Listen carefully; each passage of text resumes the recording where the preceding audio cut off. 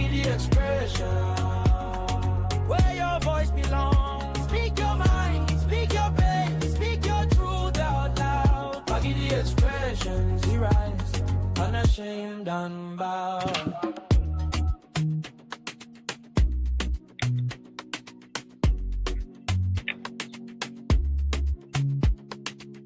PaGidi expression.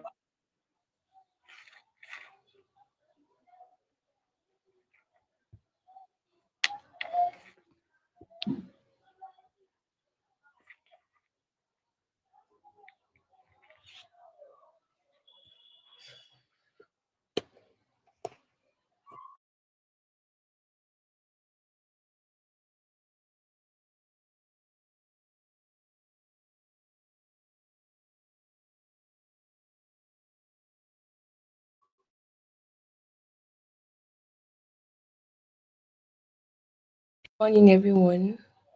Good morning.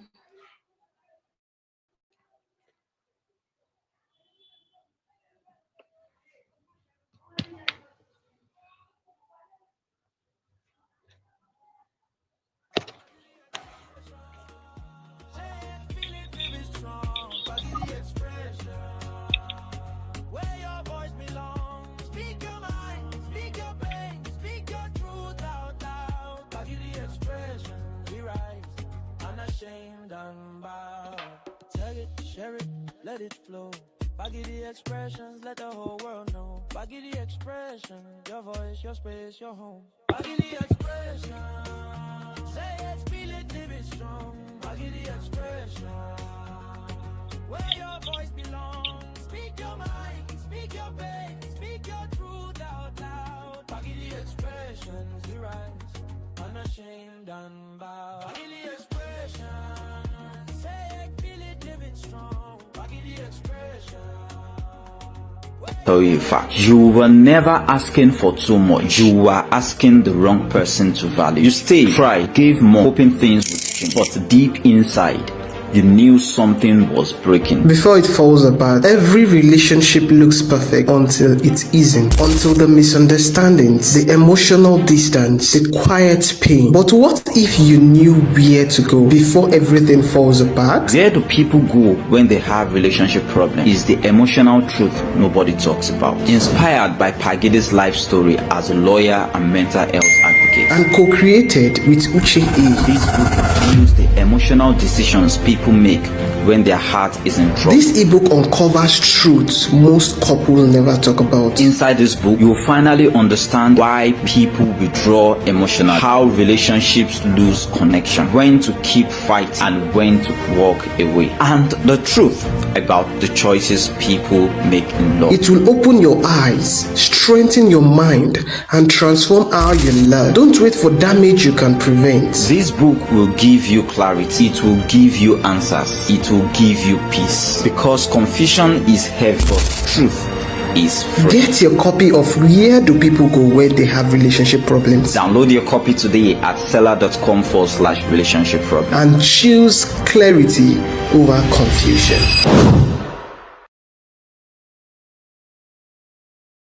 It's 2015, and like every Nigerian student who understands the difficulties of finding a job and cares about his or her future, graduating with the best possible result was the biggest deal and highest priority of PaGidi.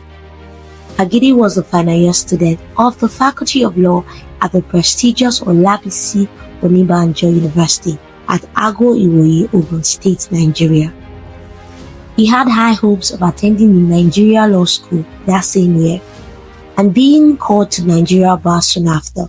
However, his hopes were dashed after discovering he had failed 7 law courses and was required to carry them over.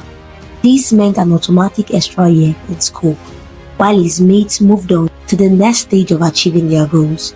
As if this was not devastating enough, at about the same period, PaGidi had his first failed attempt at love and relationship. He did not only suffer chronic depression from his academic failures, but also severe emotional and mental breakdown from his failed romance. He hated his life just as much as he wanted to take it. No one understands the misery and pain more than the one who experienced it. That is why, after PaGidi passed his courses and was called to Nigeria bar in the year 2017, he became passionate about the plight of people in the throes of depression and began researching on the problem associated with emotional trauma and how therapy can help solve suicide ideations. Being scared of how he would be understood based on a self-defining approach to issues, he began writing down how he felt rather than talking about it, expressing his thoughts, fears, and feelings in writing and titling them as expressions. He would write about his sexual fantasies, relationships, problems, family issues, and his view about church, God, and religion. Over time, PaGidi learned how to use his unique writing styles and relatable stories to creatively write out his thoughts, post them on social media, and became both vocal and confident about the beliefs and ideas that previously gave him mental aches, emotional traumas, and disturbing problems. He told himself he was never going to allow anyone come between him and himself ever again, nor would he allow anyone dictate or control how he should live his life. And that is how PaGidi's expression began. Today, PaGidi is an ardent advocate of mental health awareness among teenagers, youths, and the working class in Nigeria. He runs PaGidi Expression, a stress mental and emotional therapy firm established in 2019 with a vision of offering well-balanced options and lasting solutions to the problem of suicide and mental health challenges in Nigeria.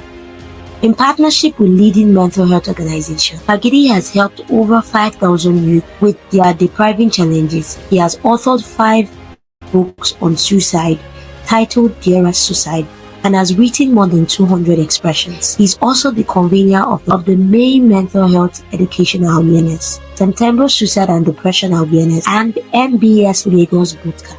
PaGidi continues to passionately further mental health awareness through his straight-from-the-heart, non-conformist approach to controversial issues and his relatable experiences through organized forums and events such as this. PaGidi Expression continues to empower people and allow them to speak their mind, express themselves, be listened to, and to be understood, not just through written and spoken media, but also in person.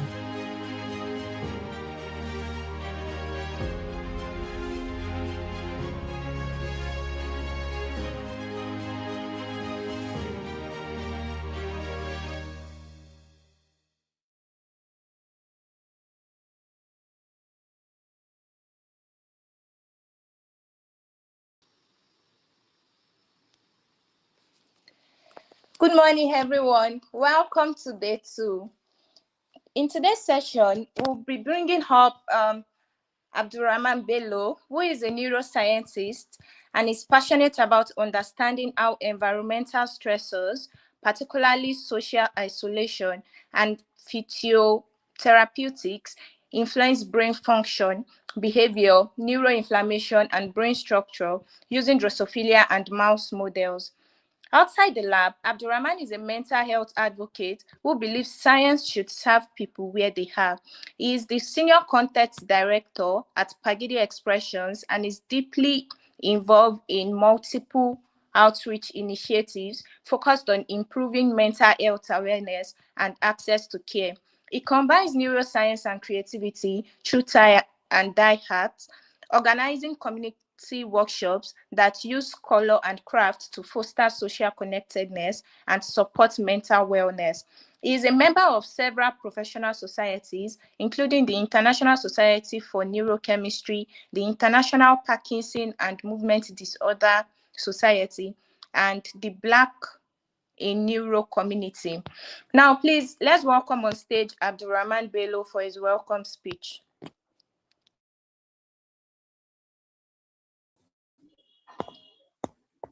Thank you very much. Thank you very much for having me. It's wonderful to be here. So it is great pride and deep purpose that we welcome you all to the Neuro-Ambassador Fellowship 2026, which is the flagship training program of the PaGidi Expressions May Mental Health Educational Awareness Summit. The May Mental Health Educational Awareness Summit was initially divided into two phases. One is the outreach to 20 secondary schools within Shagam, and second, which is the main event. So this fellowship is just to ensure that our volunteers that are going to this secondary school, to enlighten them, they have the right knowledge, the messaging, and approach for engaging the students effectively. Participants will also receive a certificate upon completion of the training. We decided to throw the fellowship open to the general public at no cost. At the end of the fellowship, we, you as a fellow, as a Neuro-Ambassador Fellow, you will not just simply understand mental health, but you know how to communicate it better, how to hold space for it, and how to fight for it. Thank you very much for being here, and I do hope you enjoy the sessions.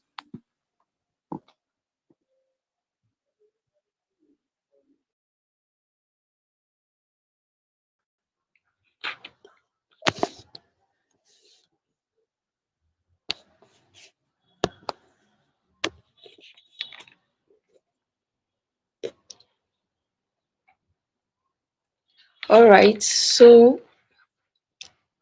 very quickly, I'm going to welcome the next person up stage. So right about now, we are going to be having the next speech, and that is from Marvelous Ido Arogundade. Oh, sorry, that's from Angela D. Sonwolu, and she's going to be teaching us on the art of engagement, turning a talk into an experience. Turning a talk into an experience. So I'm going to be taking a bio right now. Sorry, give me a minute, please. Okay.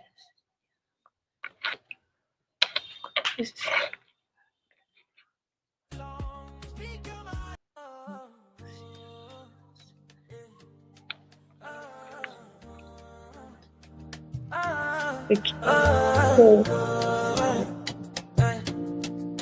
Angela D. Sonwolu is an emotional intelligence specialist and development advocate. She is the founder of the Jola Aviania Light of Purpose Initiative, an organization focused on developing emotional intelligence, leadership, and sustainable positive social values in young people, families, and communities through training, mentorship, and outreach programs. Her work equips the next generation with the inner tools they need to navigate the complexities of modern life with purpose, empathy, and resilience. Join me as we welcome Angela D. Sonwolu. Thank you very much.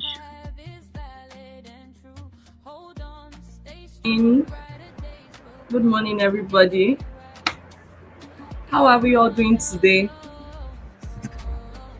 We are doing fine. Thank you so much, ma'am. Thank you very much for having me. I just want to know that everybody can hear me. So if you can hear me, just quickly type, I am good, thank you. I am good, thank you. Good morning, Oluwa Taiwo. Good morning. Good morning, Abdurrahman Bello. Good morning. I want to say a very big thank you to PaGidi Expression for having me here today. Thank you so much, the organizers, the facilitators. Thank you so much. Once again, my name is Angela Lua Sonwolu, and I'll be discussing the art of engagement, turning a talk into an experience. And quickly,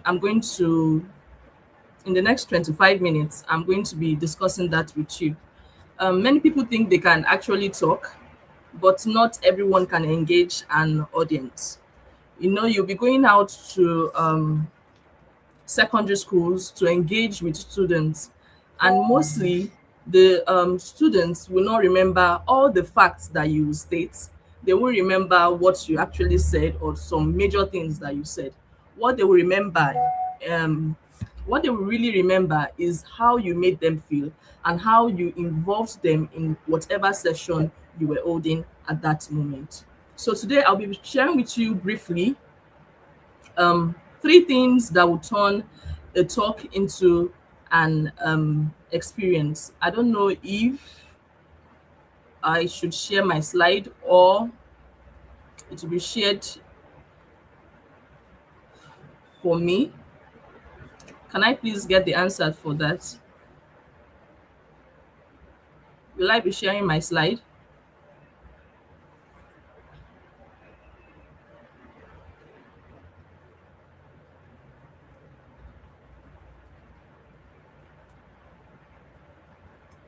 Um,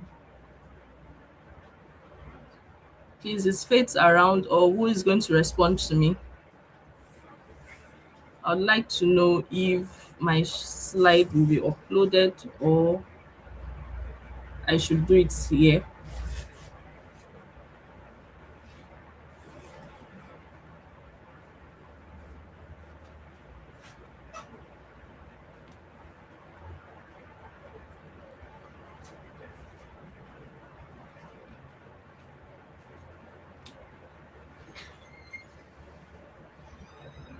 Okay, it will be uploaded. Okay, thank you very much, Faith. Um, so quickly, I want to do a quick overview of what I'll be sharing with you today. It is going to be in three sections. That is, one is structuring a compelling outreach session. Two is storytelling, audience interaction, and energy management. And the third one is practical strategies for keeping students engaged. So the first one, which is a story, structuring a compelling outreach session. A good outreach session should have three parts. The first one is the opening, the body, and the closing. And this should the opening should have about 3 to 5 minutes, not too long and not too short. Don't give excess introductions of of telling too much introduction. We are here, we are this, we are there. Just go straight to the point. Pick the key points that you are supposed to discuss with the students, and um go straight to the body. But also in the opening, you have to make it, they are students and still growing and developing. You have to make it interesting for them to be able to listen to you. The opening should have a short story, a powerful question, or a surprising statement. Recently, I went to a secondary school outreach in Badagry, and what I used as a tool to engage the students in my opening part was to tell them about, ask them a question. I asked them a question first and said, who has ever experienced this before? Something they could relate to in their day-to-day life. And most of them raised up their hand. And when I saw that I had their attention, to make that attention get deeper, I shared a story. I told them I was going to tell them a particular story about my life, a particular experience I had, so just to get their attention. And moving on to the story, I just made it very brief, and I told them about that experience I had, and it engaged them because they could relate to what I was actually saying. So your opening part should have something interesting, something that would keep their mind moving and want to listen to you. Who would not like a good story? Everybody sure does like a good story. So moving on, we are going to the body, which is the body. That's the message you're actually going to speak about with the students. This should be about 20 to 30 minutes. So this is where you share your message, but you keep it simple and interactive. Okay, can we move on to the slide, please? Yes. The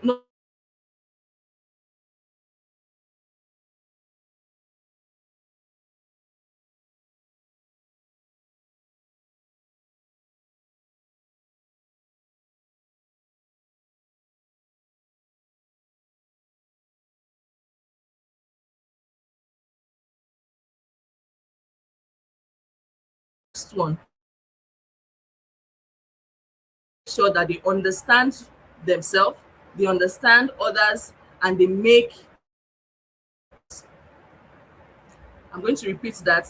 They understand themselves, they understand others, and they make better decisions. Because every of every point between every point, you have to add examples and short activities you are going to be involving the students with.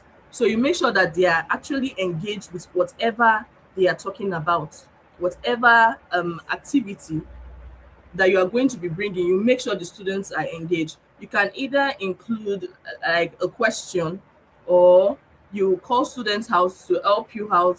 I want us to do this. Let's make it practical. Let's explain this. Do you understand this? Give them room to talk between your speech or whatever you are going to be discussing with them. So to the closing part should last about 3 to 5 minutes. 3 to 5 minutes. You should leave them, this closing part, you'll be leaving them with a strong message. And in the strong message, you can summarize the lesson. As you summarize the lesson, you leave them with a strong statement or strong activity to go and do, that to practice, that would impact their life positively. For instance, in the outreach I said I went for recently, what I told the students to do after the body of my message to them, I told them to go home and do a little research about how they could influence their life in the next 5 years.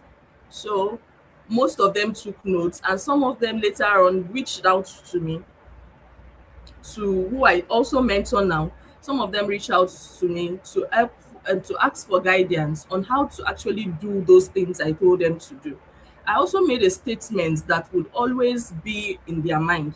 And the statement was that in the next 5 years, nobody will remember if you got the first position, if you had the second position, if you had the third position, or if you came last. What they will remember is how you made them feel, how you treated others, how you loved yourself, how you reacted to whatever your colleagues did to you, how you respected your teachers, how you loved your family, how you respected your friends. That is what they will remember in years to come.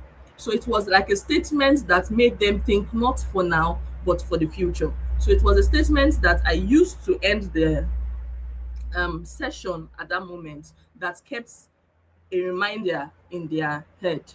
So moving on to the next part of the overview I'll be discussing today: storytelling, audience interaction, and energy management. Students connect more with stories, like I said. And growing up, actually, my mom was a Sunday school teacher in church, and she was really engaged in those kind of activities in church. And that was what I grew up around. I saw her teaching, speaking to people, impacting life. And I guess that is where I actually got my energy and my drive from. So the aspect of storytelling is something I saw her really, really embed in herself and in her teachings. And I came to understand that whenever it was time for Sunday school class, I was always interested, because I could hear stories, even the Bible verses that were told to us, I could hear them. It was as if it was always new to me. So storytelling is a major, major part of an outreach, especially in secondary schools. So storytelling, you have to look for a way to, whether an experience or a story, a fantasy story you can just create, to that will align with your message for that day, to keep the students involved and attention to what you're saying, a way that they can communicate with you, and it goes vice versa. So the storytelling, stories create connection, make your message relatable and memorable. People remember stories, not just facts. They remember what story, how that person came over the fence, how all those type of funny stories, or something that will keep their mind going, an experience that will keep their mind going, that will make them remember the main thing you came to discuss with them. So storytelling is an important part of your outreach. Now to audience interaction. I want you to be aware of this. You might not have all the time to be able to engage with the students, at all the students at once. So, but in the meantime, while still talking, that's why I said in the middle of it, you have to engage them by asking questions in between your message, by getting an interaction, pairing them in groups, invite the students to share their ideas. What do you think? How do you feel? Do you know about this? Have you heard about this? What do you know about this? So you interact with them so that their minds can be engaged in whatever you are discussing with them. Also, energy management. Your energy sets the tone. This is very, very, very, very important. One thing that most people that know me will say about me is that I am always smiling. I love to smile right from a young age, and probably because I have a big cheek, but I love to smile. I smile a lot and I laugh a lot. I laugh loud. I don't care where I am. I laugh very loud, and I am free with that kind of thing. You understand? So your energy that you are bringing to the students, and trust me, they are reading you. These children are reading you. They are reading you from head to toe. They are reading the way you are talking. They read the way you are moving. They read the way you are interacting with them. They are reading you completely. So your energy matters. Your energy, sorry about that. I think the light went out. So your energy affects the room. If you have a low energy, the students will become bored.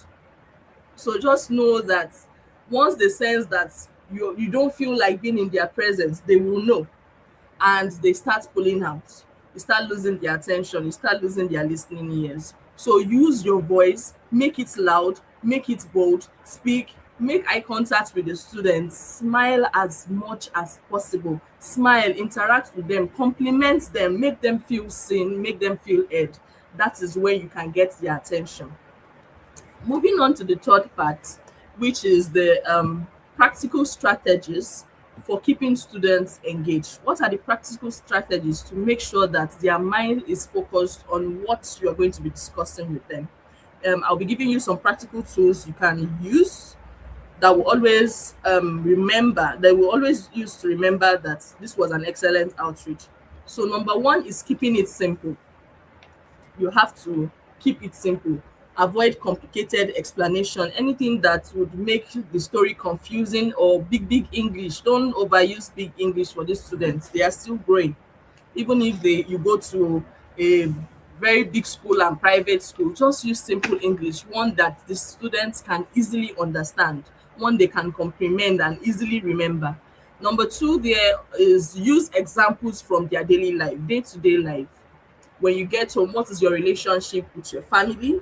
Is there a sibling or an older one that stresses you out? One of the examples I also gave during my session in my outreach was using I have three younger brothers and I am the only girl and first child. So I used my example of my own experience, which I know they could easily relate to in the sense of the family setting. So I told them how it was stressful for me growing up with my brothers and how they always stressed me out, how they sidelined me, and also how in the long run, how we came to align our goals, how things just played out in my family. So I just briefly told them about that. And these were things they could relate to. And the students were actually engaged with that kind of activity because they had the same experience, and that was the experience they were actually facing as at that moment. So it was relatable and they were able to understand the message I was trying to pass at that moment. So talk about things that they can relate to: their friendships, peer pressure, social media, their school experiences. I wish I could actually post some clips of what I am trying to explain to you, and how the students really enjoyed this session, this part of engaging them and speaking about their main troubles at that moment. So the third one is ask questions frequently. Do you understand me? Can you hear me? How do you feel? Do you feel good? So ask questions. You are trying to know their mind. You are trying to understand them. Ask questions about them every 3 to 5 minutes. So involve the audience with a question or an activity. The number four is respect their contribution. There are some of the students that got up and said some things that were not really aligning with what I was discussing, or to them To them, it was looking like they were saying the right thing, but I corrected them in a very polite and not embarrassing way.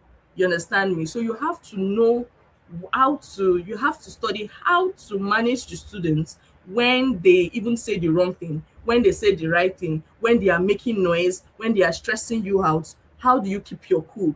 You have to keep all these things in mind. When the students ask questions, acknowledge them positively to build their confidence and encourage others to participate in whatever you are saying.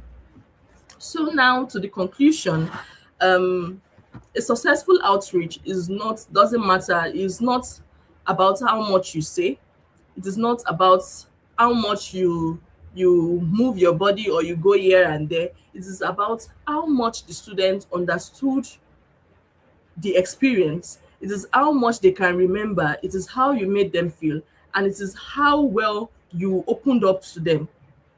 So when you structure your session well, you use your story and interaction, you manage your energy, and you keep students involved, your talk is more than just a presentation. It becomes an experience that inspires change. And that is what an outreach really means, and that is when it can really become impactful and something that will always be remembered. And in the years to come, the students will, when they see you later on, they can reach out to you and say, oh, that was the person that changed my life, this is the person that spoke, and my life never remained the same. So thank you so much for having me. I'm so glad, and I hope you all do excellently well in your outreach.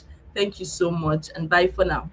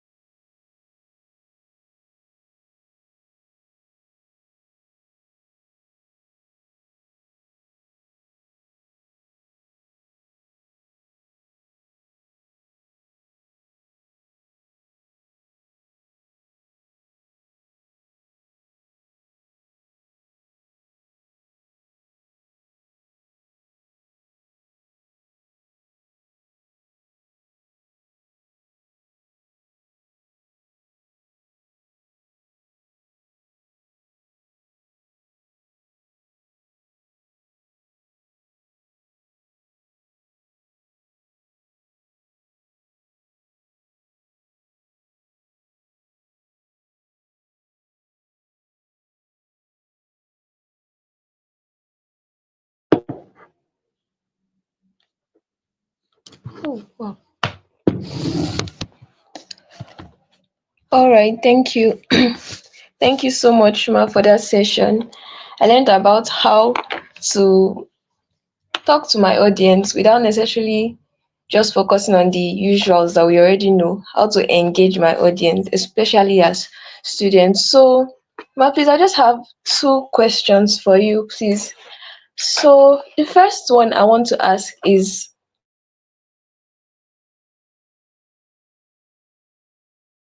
so about speaking to our audience. So I want to ask, how do we balance these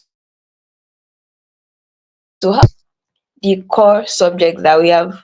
You mentioned an experience where they can stand up and give suggestions or say things that are not necessarily pertaining to what you are talking about. So how do we engage them without veering from the right topic at hand?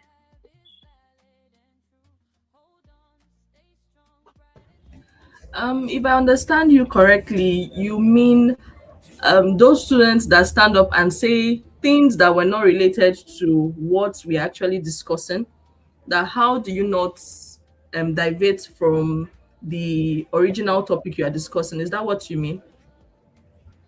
Yes. Okay.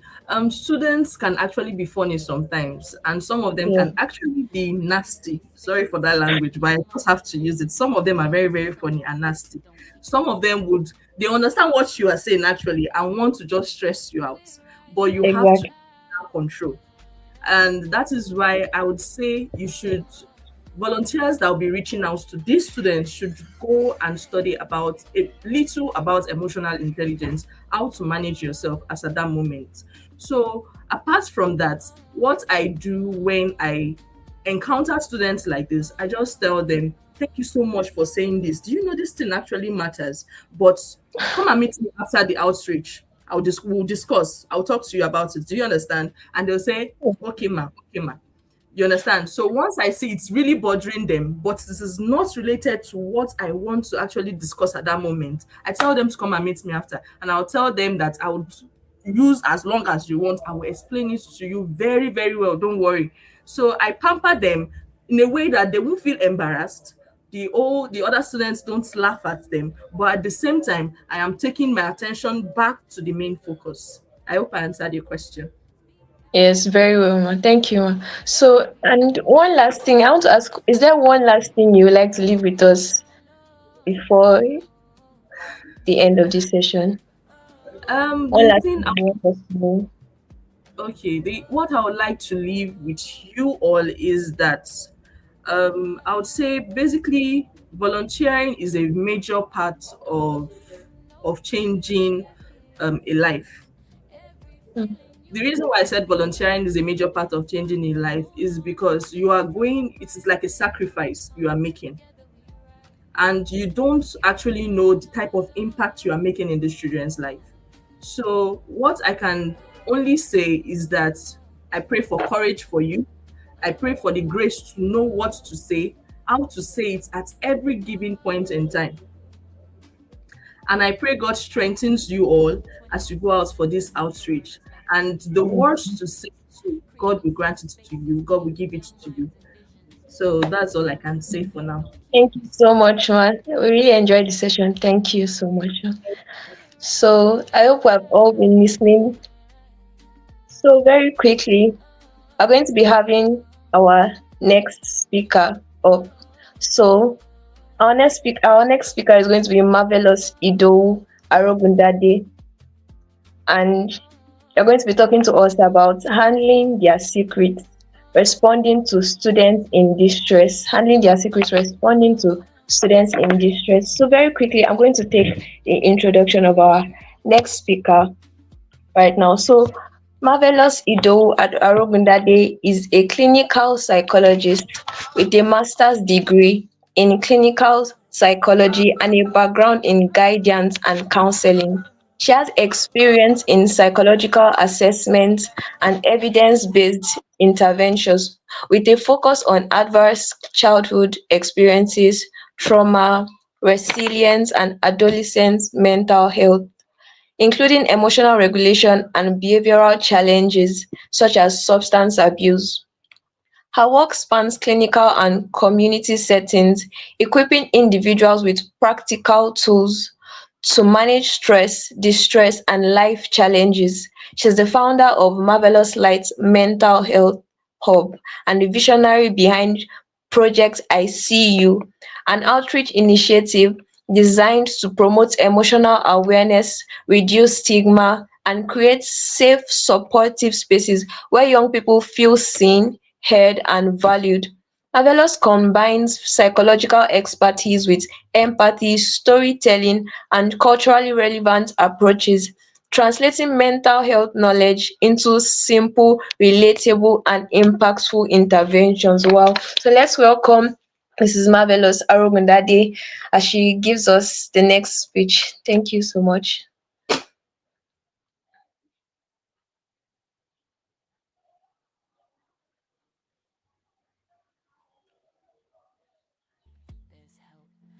We're right by your side. Oh,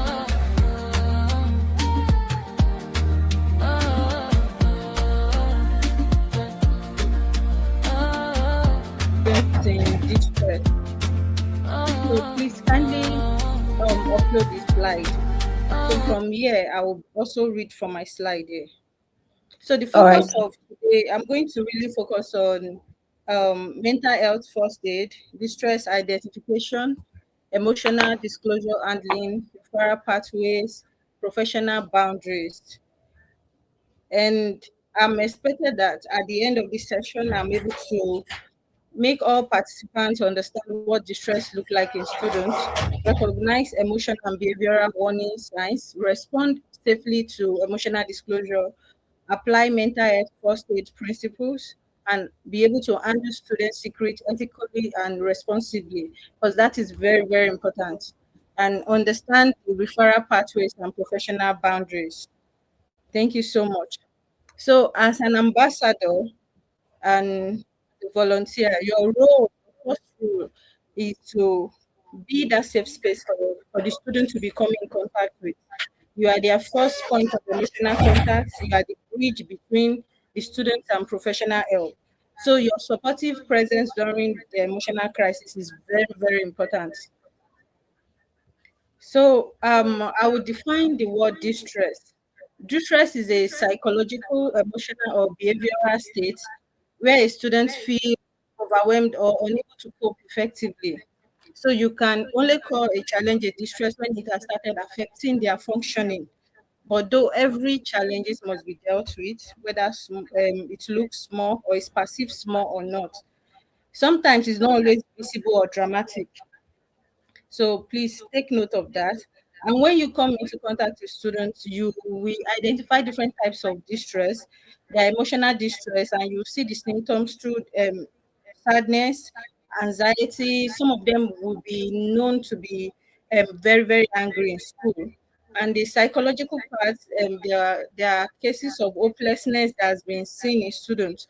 They tend to give up or want to quit several tasks they are given in school settings, and they appear confused. Some of them do have negative thoughts. For this, some of these details you might not be able to get it first, and except if you have worked with a counselor or a professional help in that school, wherever it is to go for the outreach. And the first thing a counselor would have done is to conduct a need assessment. It's in that need assessment that you'll be able to know some of the challenges or difficulties that are in that environment that you have to deal with. But as an ambassador, we have to conduct an informal need assessment and work hand in hand with the major administrators in the school. If you don't have a counselor, work with the VPs or the school administrator in order to be able to pinpoint and identify some of the challenges the student might be facing, which would have caused some of this distress I am mentioning right now. So we have behavioral distress. Some you can see it outrightly, like withdrawal. You tend to see some students, they like to stay away from others. Some of them might actually be very active in school before, then all of a sudden you see them being withdrawn. Then we have cases of aggression, truancy, they start missing school. Then we have physical one, fatigue. They complain about tiredness, about headache, sleep changes. Some of them might not even sleep well. And we have clinical understanding of distress. Distress in students is often linked to adverse childhood experiences. Those children, their first base is their home. They've come in contact with their parents and their immediate environment, and they've come in contact with different individuals, and their reaction, how they were raised, and how those people treat them could have accumulated and caused some traumatic experiences for them. So all those things actually matter in how a student will respond in school over time, or whatever it is you meet them. So trauma or unresolved emotional pain, the academic pressure and performance anxiety, lack of emotional systems, because not every school actually puts emotional support system in place. Poor emotional regulation and cultural silence around mental health are the clinical understanding of distress. So how to identify distress? Take note of the behavior. Behavior is communication. From the behavior, you can observe their social withdrawal,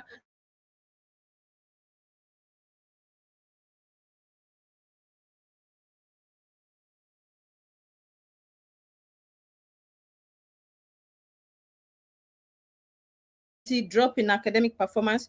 Some of them express themselves by saying, I can't do this anymore. Nobody understands me. I feel like disappearing.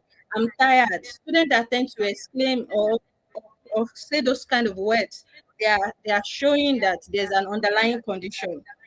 So notice the patterns, repeated emotional breakdowns, consistent behavior change over time. Withdrawal from previously active students. Students that are usually active and playful in school, they tend to be withdrawn. Please take note of that. And so the core truths are students rarely say I am in distress. They show you through silence, behavior change, emotional withdrawal. Your responsibility is to notice early. But work hand in hand with professionals in the school who can give you previous information about students, what they've been doing over time, and what they are doing at the moment when you meet them. So we have high risk warning signs. Immediate attention is needed when you observe number one, student talking about death or suicide, self-harm behavior, you notice cut or burns or wounds around their body. Some of them tend to um, they have a lot of self-harm practices. They burn themselves. So those are signs and signals you have to watch out for. They give away personal belongings. Things are meaningless to them. They don't care anymore. They tend to, you might think they are nice, but when you see that things that are supposed to be important to them, they readily give it out, even though it will affect them in school. Then those are warning signs too. They have severe hopelessness or despair. They don't care. They don't care if they fail. Some of them might say everything should just scatter. The school should just spoil. Everybody should just die. They are always pessimistic sometimes. So loss of reality or disorganized behavior, sudden extreme behavior change. Please take note of that. So I'll go to the part of student secrets because that's even part of the major thing we want to talk about today. So a secret is often unspoken suffering, and students rarely disclose directly. If you work hand in hand with young people, you know that before a child or an adolescent will start talking to you, you must have communicated a level of trust, or they can trust you and they see you as a safe space, or you've consistently stayed with them over time and they say that, okay, we can talk to this person. But there are some that you have to notice yourself. So those secrets, they often share hidden pain such as sexual abuse or harassment because they are still young and they might not have people around them who can protect them from harm. So some of them are exposed to harassment, bullying, especially in schools. I know we would have heard about a lot in news in recent times. Bullying, cyber bullying, now that they have access to the internet, there are a lot of cyber bullying, domestic violence, they will witness family conflict, which is part of their secret because it will affect them too. Depression and suicidal thoughts, self-harm behavior, substance use. Please take note of that too, because all those substances are readily available to them. So academic pressure and fear of failure, emotional neglect, or abandonment. So those are the stuff that fill up a that make up a student's secret. And some of them might have started dating or worrying about relationship. Might not even be dating relationship, might be relationship with their friends. Like we have friends, people not talking to their colleagues anymore, and it has caused a level of distress for the affected students. And I've personally witnessed a student that's not willing to go to school just because people in the class or some major guys in the class decided to make other people in the class not talk to her anymore. And it really caused a lot of distress that it was until the mom noticed that was when the child could go to school. And the child has been missing some classes for a period of time. So that's a distress of its own. So what is emotional disclosure? Emotional disclosure is when a student share deeply personal or painful experience. It is not a request for advice, a casual conversation. It is rather a complete story.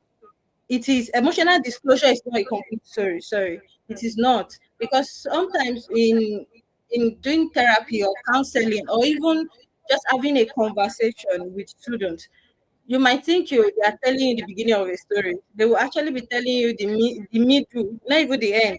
So it's over time you now realize that, oh, this thing is linked to this is linked to this. And so sometimes please don't take what the first information they give you, don't take it wholeheartedly, cause you to react or start acting out. Wait until you get the complete story before you act on whatever it is they disclose. But when you observe that those students need to be protected, please just reach out to the appropriate authority. So emotional disclosure is a test of safety. When the student first tell you the first part, they notice they are observing how you react to them. It's a moment of vulnerability, a search for emotional containment. So the mental health first aid basics that you need to know in order to be able to handle a certain level of emotional disclosure from the student is you yourself have to approach the student calmly and safely. You have to listen without judgment. You have to validate their emotions, reassure and stabilize them. And if you are trained as a professional counselor, then you or psychologist, then you offer a professional support. But if the outreach do not give you the opportunity, because therapy has to happen over a period of time, then please refer them to the appropriate professional support available around them. Always refer appropriately. So before I go on, you all know what first aid means. First aid is the first treatment given to an individual before the person is taken to the hospital or before the arrival of a professional doctor or if a professional or a doctor. So in this situation of mental health first aid, so it is the initial support given to someone experiencing emotional distress until professional help is available. That is why we say that you are the first contact, you are the first aid provider that mitigates every of the challenges the individual might be facing before they get to the appropriate professional they can be referred to. So the safe response model include: S means stay calm, A means acknowledge feelings, F means facilitate expression, E means ensure safety. So the first one is take it include maintain calm presence, use soft tone of voice. Don't use you might have deep voice, but there's a way you can talk to them calmly and they will be willing to keep on talking. And it will communicate a level of emotional safety. Avoid panic or shock. You can just tell them I am here with you. Communicate reassurance from time to time. Acknowledge them, recognize, that's for step two now. Recognize emotion without judgment. And also, when they talk to you, you can communicate by saying that that sounds really overwhelming. I can see that this has been painful for you. Avoid saying it is not serious, just be strong. Please, all those words we just make kids swallow up whatever it is they want to say to you, and they may never talk to you anymore. So facilitate talking, allow students to talk freely, allow them to talk because it is in talking. It's also therapeutic. Even you might not have even provided the first professional help for them, but talking about it, they feel heard, they feel they are not silenced, they feel safe. In they are talking about several other things, you'll be able to piece the major matter together and know how to attend to them. Do not interrogate deeply. The reason why I said that is that, okay, I'll say it in further slides. I will explain. Do not rush disclosure. Instead, say, will you like to tell me more? Take your time. Because sometimes when clients or students are talking to us as ambassadors or as a professional counselor, you sometimes we are tempted to disclose our own, say, oh, I also experienced this. I will implore us that we should allow them to talk more. Say, would you like to tell me more about it? At a certain point where you will disclose, you can now come in. So please tell them rather, so they will not feel shut up. So the call is safety check. Safety check. Ask calmly and directly. Sometimes when people feel overwhelmed, they may think about hurting themselves. If that's something you've been experiencing, and their responses become way of like some can say no. So if they say no, then continue supporting. But if some said, oh, they talk about it, then refer, include following up. Then if the response of the student is yes, they were thinking about hurting themselves, that's an active risk. So you have to immediately act on that if you're a professional, or if not, just refer to the appropriate quarters. So we have, I'm coming, I mix my slide up. Okay. So if there is risk, you must stay with the student. Risk, what I mean by the risk is if you have a student that mentioned that they've been thinking of killing themselves, or they are thinking of doing that at the moment, or over time they've been having that thought consistently. So you must stay with the students if time permits, or inform safeguarding authorities immediately. I will explain what the safeguarding authority constitutes later on. Do not leave them alone. Do not promise secrecy. Escalate urgently. Children tend to remember, or anyone you talk to tend to remember what you promised them. So please be careful in promising secrecy, because there are situations in which you have to break confidentiality. When whatever it is they informed you is going to cause harm to them or to other people. So confidentiality rule, like I said before, safety overrides secrecy. What you share is private, except when safety is at risk. Remember to say that to them. Confidentiality is broken when there is suicide risk, self harm, abuse or neglect, harm to others. So we have different referral pathways. Students must be guided to appropriate care through the following routes. They can receive help from the following people. Internally, in a school setting, we have teachers. Then we have counselors or psychologists. Then we have safeguarding team.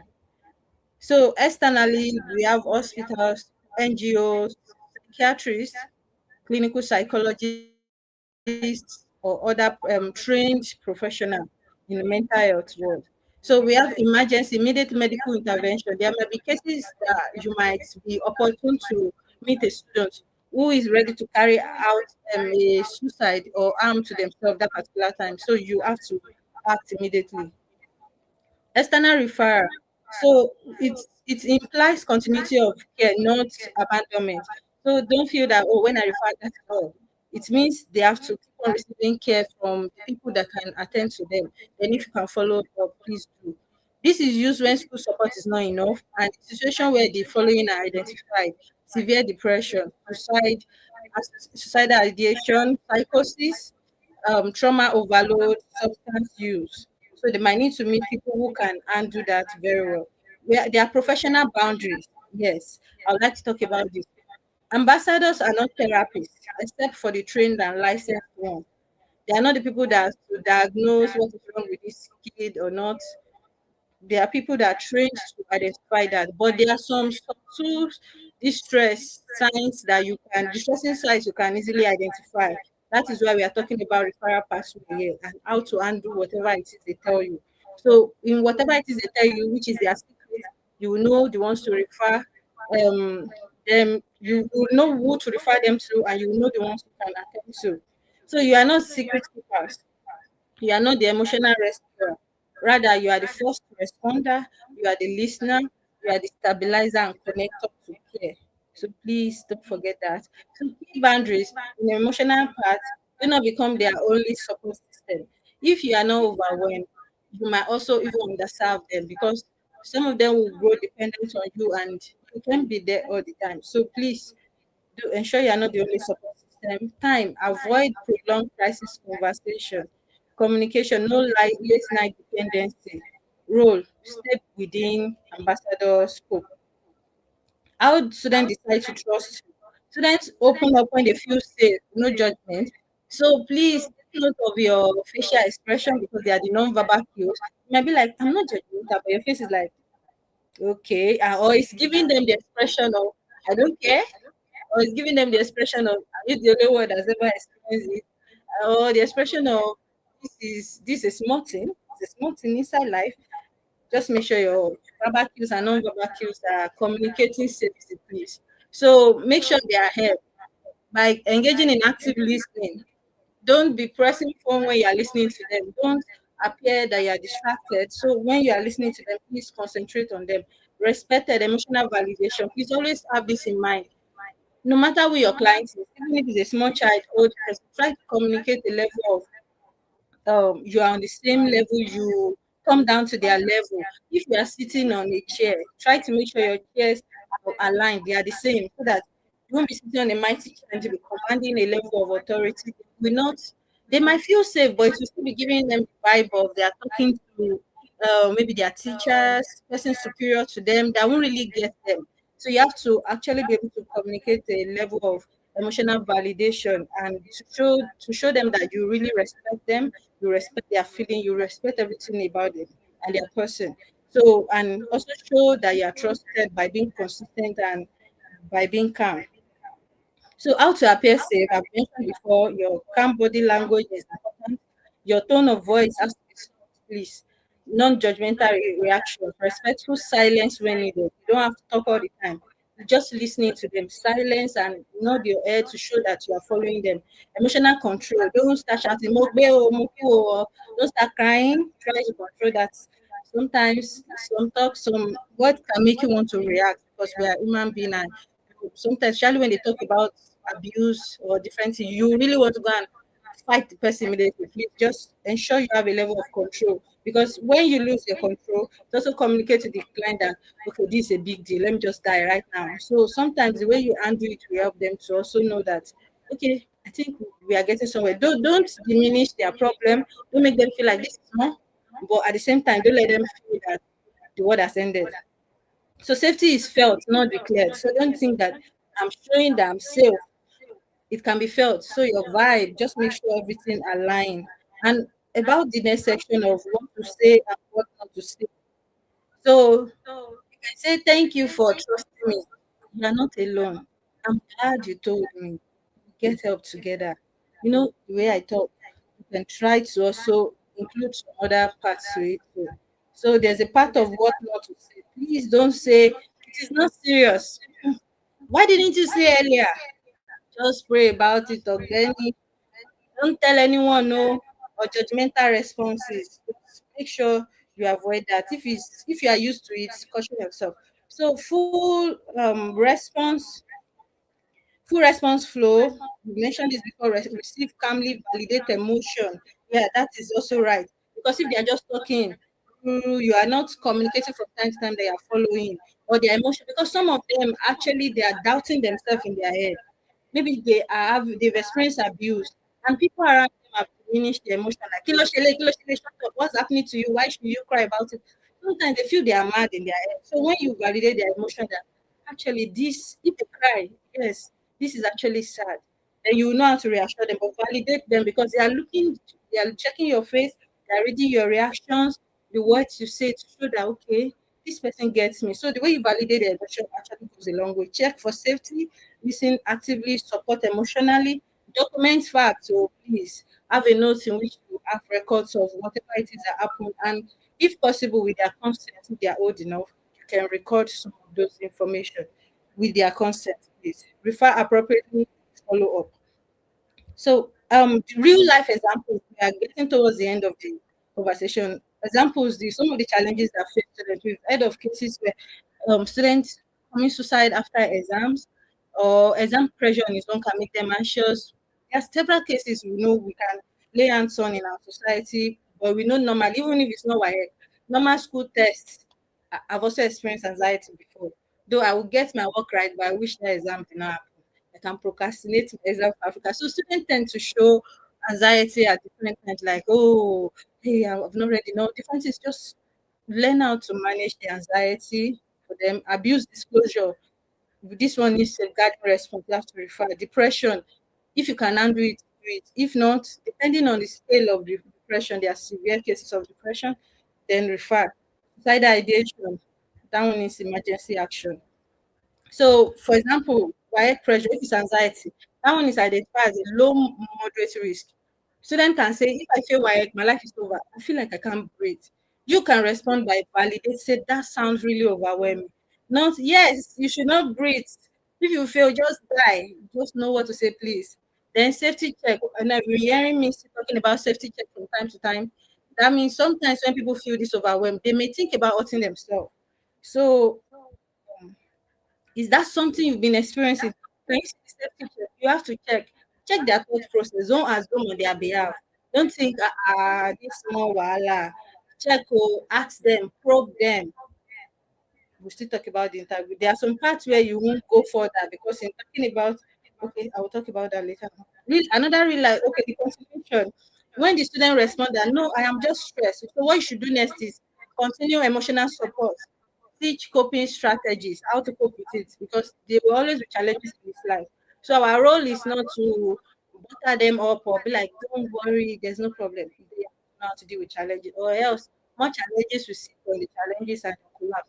But in situations whereby they can't deal with it, it's not on the spot of emergency that you know say, this is what you should do. Rather, help them to be stabilized, so then gradually start teaching them the coping strategies to use. In a case where the situation like this low moderate risk that we identify like anxiety, not extreme case of panic attack, like mild anxiety, we can teach coping strategies, encourage counseling support, and monitor them to know what they are engaging in later on. So depression, referral is needed if it's a case. If we identify it as a moderate risk. When students say nothing excites me anymore, I just feel empty every day. So ask what you asked before. Ask them, okay, you said nothing excites you anymore. Tell me more about it. So students can respond by saying, I feel like it's better if I just didn't wake up. That's a sign again that please act. So that's a passive suicidal ideation. They are not active yet. If they feel they are just saying they feel they should not wake up anymore, but if they are saying they feel like killing themselves, that's active. So what you do not panic, do not leave students alone emotionally. Refer immediately to counselor, monitor code because they need emotional support. In a case of suicidal ideation, that's an emergency action, the high risk. Student can say, I've been thinking of ending my life. I even know how I will do it. Hey, that means the person already have a well-constructed plan of how to do it, and they've have a lot of options. They might even have one, and that is still enough. So safety check their plan and the intent. So what do you do? You tell students, do not leave them alone. Inform safeguarding lead immediately. Remove access to means if the means is around them, remove access to it. Call emergency support so that the crisis will be intervened on upon. So example four, that's the last one, abuse disclosure. So this one is a safeguarding response because when one is abused, it's either you remove them from the environment or they try to pick those people abusing them in that environment. Students can say quietly, my uncle or auntie touches me when no one is around. This is, you can say, this is important. Note this, that this is not about society but safeguarding risk. So what you should do is stay calm. Do not interrogate. Interrogation can shut the child down and even damage the case because sometimes you will lose some details or the words can be contaminated. So that if you have to be the one to interrogate them at that point, please document it so that the words will not be mixed up. Rather, listen, reassure, and report to the right professionals through safeguarding channels who are trained to handle it. Do not promise secrecy. And this is a case of child protection. So typical safeguarding channels, you would have been hearing about safeguarding channels or what I've been saying above. Above, they are the structured reporting routes used to protect the students who may be at risk of harm. In schools, there are structures, there are organograms, there are step-by-step process to things. So always know that any school you go to, first of all, find out their safeguarding channel. If something happens, who is the welfare officer? So in school, they ensure concerns don't stay with one person. They are escalated to the right authority quickly. So from you, the ambassador or teacher might be the first person that will come in contact with the student. Then they can refer to a counselor. Then a safeguarding lead in the school, the person chosen by the school to do that. In school management, external services, emergency response. So you can see the flow of the hierarchy. So, but in case any of those flows are not available, communicate to the appropriate authority. So always remember that we prioritize safety over confidentiality. So, so even if a student says don't tell anyone, you must respond ethically by saying, I will respect your privacy, but if I am worried about your safety, I must get help. So, the next one is safeguarding lead in a school is a person responsible for protecting students and handling risk. So when they are to receive report of concerns, keep official records, communicate with parents, assess level of risk, and decide next step. So in a school, a safeguarding lead in a school can be a guidance counselor or vice principal welfare or anybody designated for that role in a school. So a final reminder to you all is that when a student shares a secret, they are testing whether the word is safe. Your response can either build trust or break it for life. They can say, nah, nobody gets me and keep it to themselves forever. So be calm, you are trustworthy, you are competent, you have access to information some people don't have access to. So even if you are not a trained professional, you can still handle it. So always be calm, trust yourself, listen deeply, validate feelings, check safety, connect to help, stay within your role so that there might be cases that involve legal stuff. So please, so that you don't be in trouble. Stay within your role. Listen, don't panic, don't promise secrecy. Always assess safety. Thank you very much for this opportunity. Thank you. That's all I have to say. Nearest suicide. At 12, teenage crisis. As previously established and possibly now understood, one of the age group of suicidal activities prevalent in our time involves that of teenagers. Teenage suicide is so serious and such a growing concern that some of us fail to understand the emotional turbulence and difficulties ravaging the average teenage child. Oftentimes, when teenagers elect to die by suicide, one of the first set of things people say is, "How come?" and "What happened?" And some other times, we take the long route by asking, "What was the person thinking of?" But with the kind of society we live in, what couldn't have happened to a teenager who is deeply struggling to have a life plus breath, a breath of survival? And fuck all of the talk about peer pressure, social vices, moral decadence, and the other terminological bullshit we bash these guys with. Because, like I said, all we do is rant when we aren't the ones wearing the pants. So why do teenagers commit suicide? Have you ever asked yourself that? I'm sure you countlessly have. I have too. And sometimes it's pretty worrisome to get the right answers when I think about the whys. Trying to wonder why someone so young, handsome and beautiful would suddenly kill himself or herself without a reason. When there is a lot in life to live for. But one thing is paramount is that being a teenager is by no means an easy life to live. Adulthood may look tough, but teenage life is a crazy ride of hiccups and bullshits. The reason why young people feel suicidal are often complex, but we know that traumatic experiences at a young age can be gruesome, oftentimes leading to depression. You might have not realized it, but it's a very hard life to live in when you are still being called a teenager. It's a very thick web that distinguishes the innocent childhood from what you call an experienced adulthood. However, we focus so much on adulthood that sometimes we fail to recognize, accept, and or acknowledge that the teenage life is what gave birth to whatever experiences we now have in the so-called adulthood, not the other way around.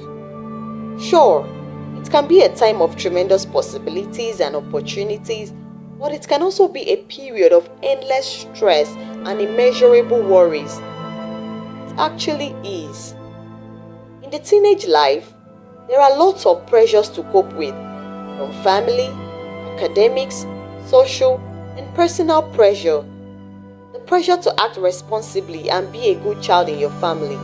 The pressure to perform well academically and carry first position at the end of each term. Then the pressure to fit in socially and the pressure to understand personal life struggles such as problems or pressures at school, difficulties at home, issues, changes, and disagreements with or withdrawal from friends, and so on and so forth. A fight with friend might not seem like a big deal to you in the larger scheme of things, but for a teen, it means the whole world to them, and often times feels like an immense struggle. A major family change or conflict such as siblings moving out,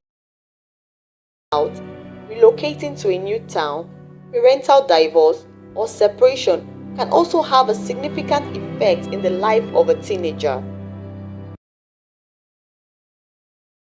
More importantly, the teen age is a time of sexual identity and relationship discovery, where teens worry about their sexuality, what virginity really means, if sex is good for them or not, what sperm, menstruation, and pregnancy entails, and the state of their heart when it deals with matters of love and the crushes that comes with it. Wondering if their feelings and attractions are normal, if they will be loved and accepted by the person they feel attracted to, and if they are ready to have a boyfriend or girlfriend or not. Meanwhile, parents, religious leaders, and relationship counselors and mentor groups are practically saying otherwise and controlling how their bodies should feel. In a way, that's too confusing for them to believe. It gets worse when these teenagers have to go through, encounter, or suffer a devastating heartbreak, all because of a relationship breakup. And there are still greater issues like dealing with bisexuals, homosexuality, lesbianism, amongst others, in a family or community that's so unsupportive or a hostile school environment that frowns at such acts. These things can as well be a problem for teenagers. Other struggles come in the form of body changes and body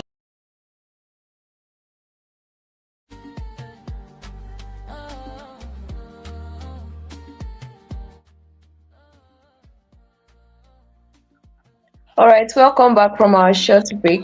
Welcome, welcome. So, before we welcome the next speaker, we're going to be having a little game session. So, I want you to reply in the comments. I'm going to be asking us just some short questions. You reply quickly in the comments. So, the first one is, if your brain had a mood today, what would it be? If your brain had a mood today, what would it be?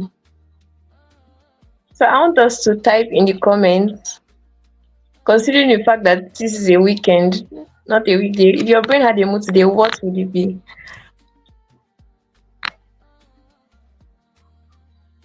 All right.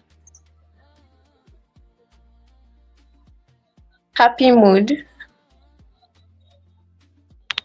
Okay, Tiana says happy mood.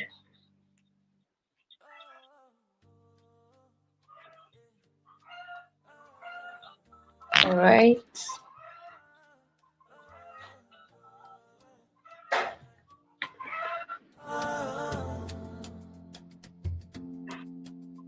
When your mind feels heavy and Someone says, Fatima says resting mood.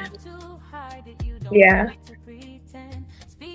resting mood. Okay. let your voice be known in this safe space.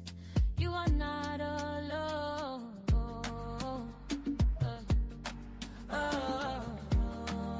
I think I agree with Fatima. Resting mood. All right. More comments, please. No shame, no fear, we're here for you. Every feeling you have is valid and true. All right. Hold on, stay So strong, another brighter question days for will us. come Be together. honest. Be very honest. You are not Who here overthinks alone. everything? If you are one of the overthinkers, just type me in the comments. If you overthink everything, type me in the comments.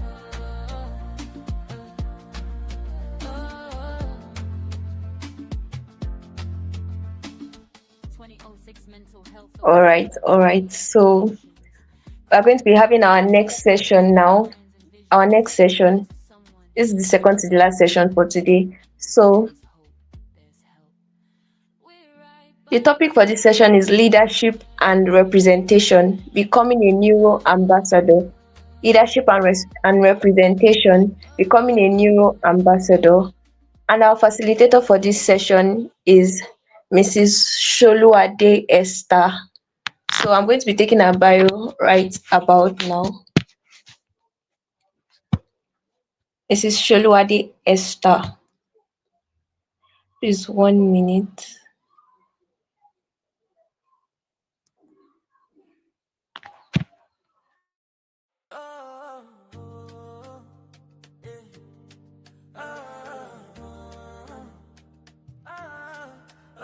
PaGidi expressions. Say it, feel it, living strong. PaGidi expressions. Where your voice belongs. Speak your mind, speak your pain, speak your truth out loud. PaGidi expressions. We rise, unashamed, unbowed. Every thought, every tear, every word you hold inside. PaGidi is your heartbeat, gives your truth a Mrs. Sholuade Esther Oluwayemisi is a counseling psychologist, addiction treatment professional, and mental health therapist committed to helping individuals find healing, hope, and restoration. She holds a B. Education in Guidance and Counseling from Obafemi Awolowo University and a Master of Education in Counseling Psychology from the University of Ibadan, and is currently pursuing a PhD in Clinical Psychology at the University of Ibadan. Esther is the founder of Hold My Hand Counseling Hub, a mental health initiative providing therapy, recovery support, and youth-focused emotional wellness education. She serves as the Public Relations Officer of the International Society of Substance Use Professionals. Oyo State Chapter, the RCCG Province 22 and Region 42 Yaya Counseling Director, and the Emergency Response Team Lead at the Association Against Alcohol Harm in Nigeria. Her mission is to give people hope and ensure that no one encounters her and remains the same. Amazing. So let's welcome Mrs. Sholuade Esther Oluwayemisi as she gives us the next speech. Thank you. Yeah, good afternoon, everyone. Please, can we hear me? Please let me know if you can hear me. Yes, ma'am. Good afternoon. We can hear you. All right. All right. Thank you very much. Good afternoon, everyone, once again. I'm happy to be here. And I want to really say a big thank you to PaGidi Expressions and all the team, everyone working behind the scenes to ensure that this program um, is actually a success. I understand that it's not easy to put a program together at all. It's not easy at all. So a lot of effort, a lot of thinking, a lot of that goes. I'm very sure that one must have gone down the drain. But thank God we are eventually having it. And I also want to appreciate the speakers that have spoken ahead of me. Those are the speakers that spoke yesterday and even today. You know, one thing about them putting you maybe on the second day or last day of a program is that most times they would have thought about things that you want to say, but it might just be like a reminder and or to reaffirm what you have.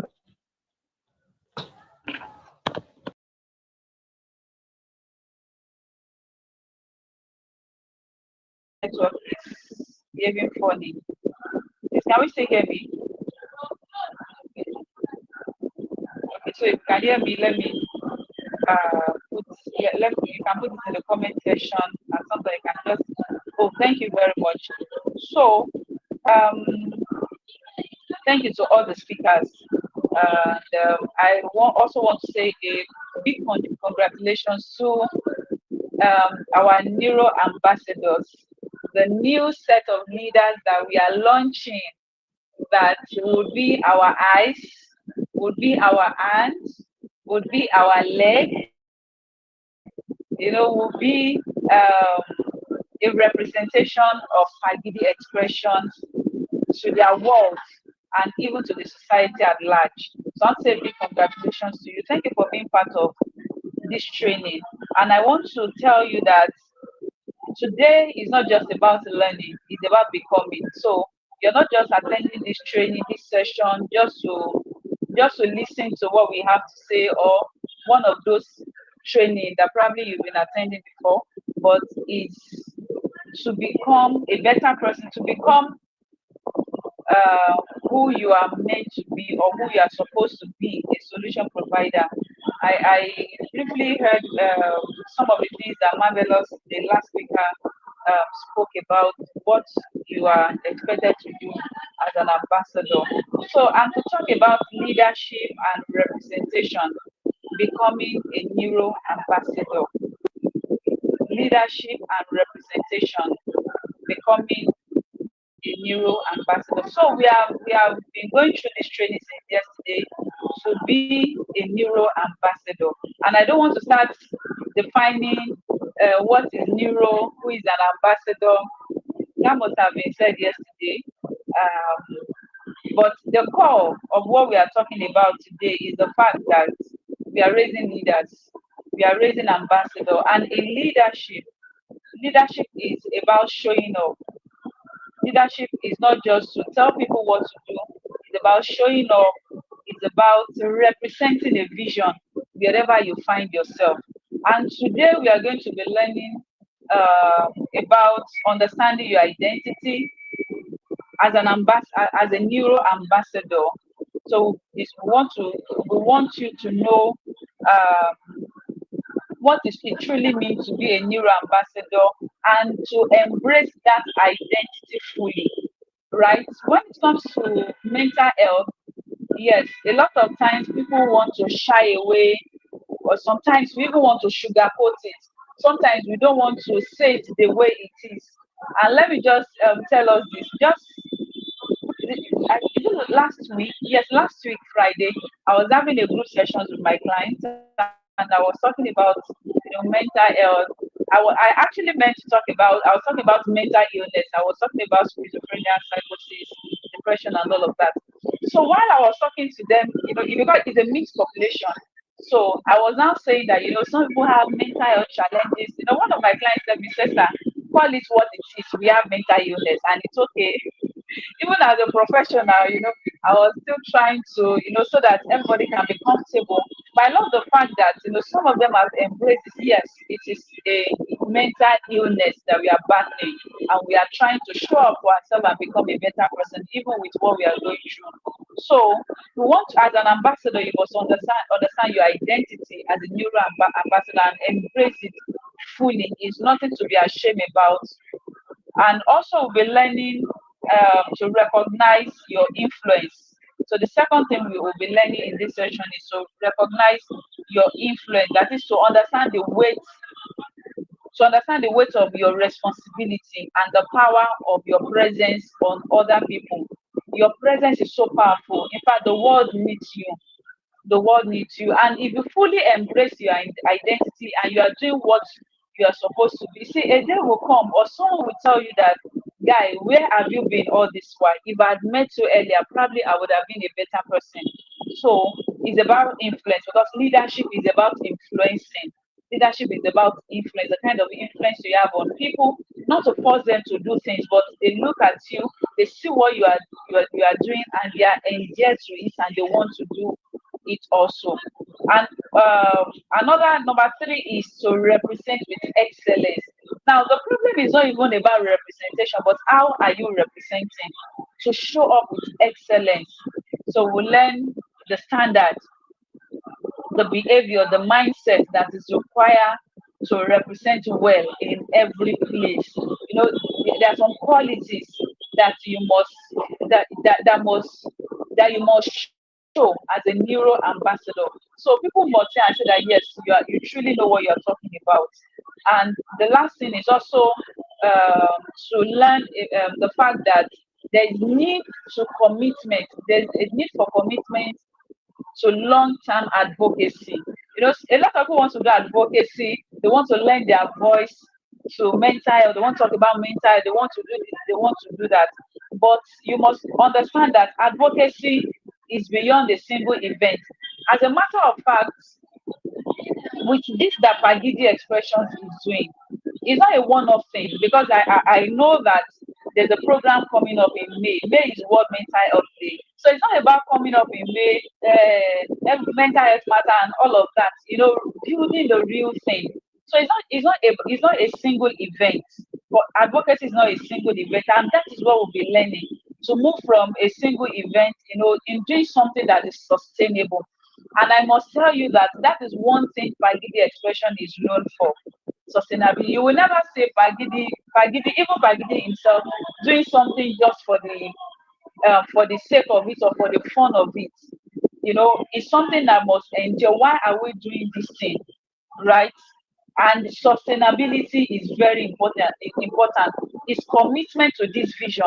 It's commitment to this goal is why we are still doing it today. I know that I think PaGidi expression started in 2015. PaGidi, am I right? This 2015. And if there is no sustainability, we won't still be having this even in 2026. And it's not about to stop, it's getting better, right? So let's go to the next slide. Who is a neuro-ambassador?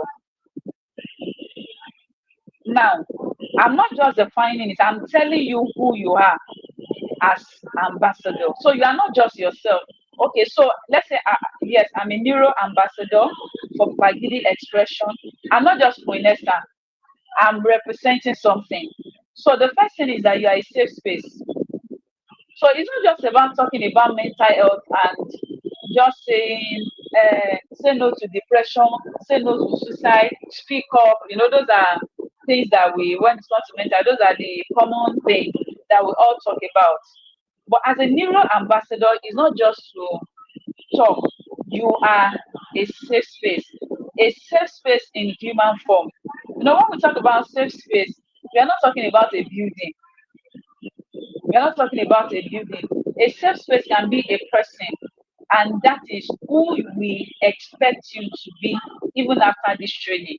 That is someone that others can feel seen, heard, and held by. That is, when people are with you, they know that they are seen. They know that they won't be judged.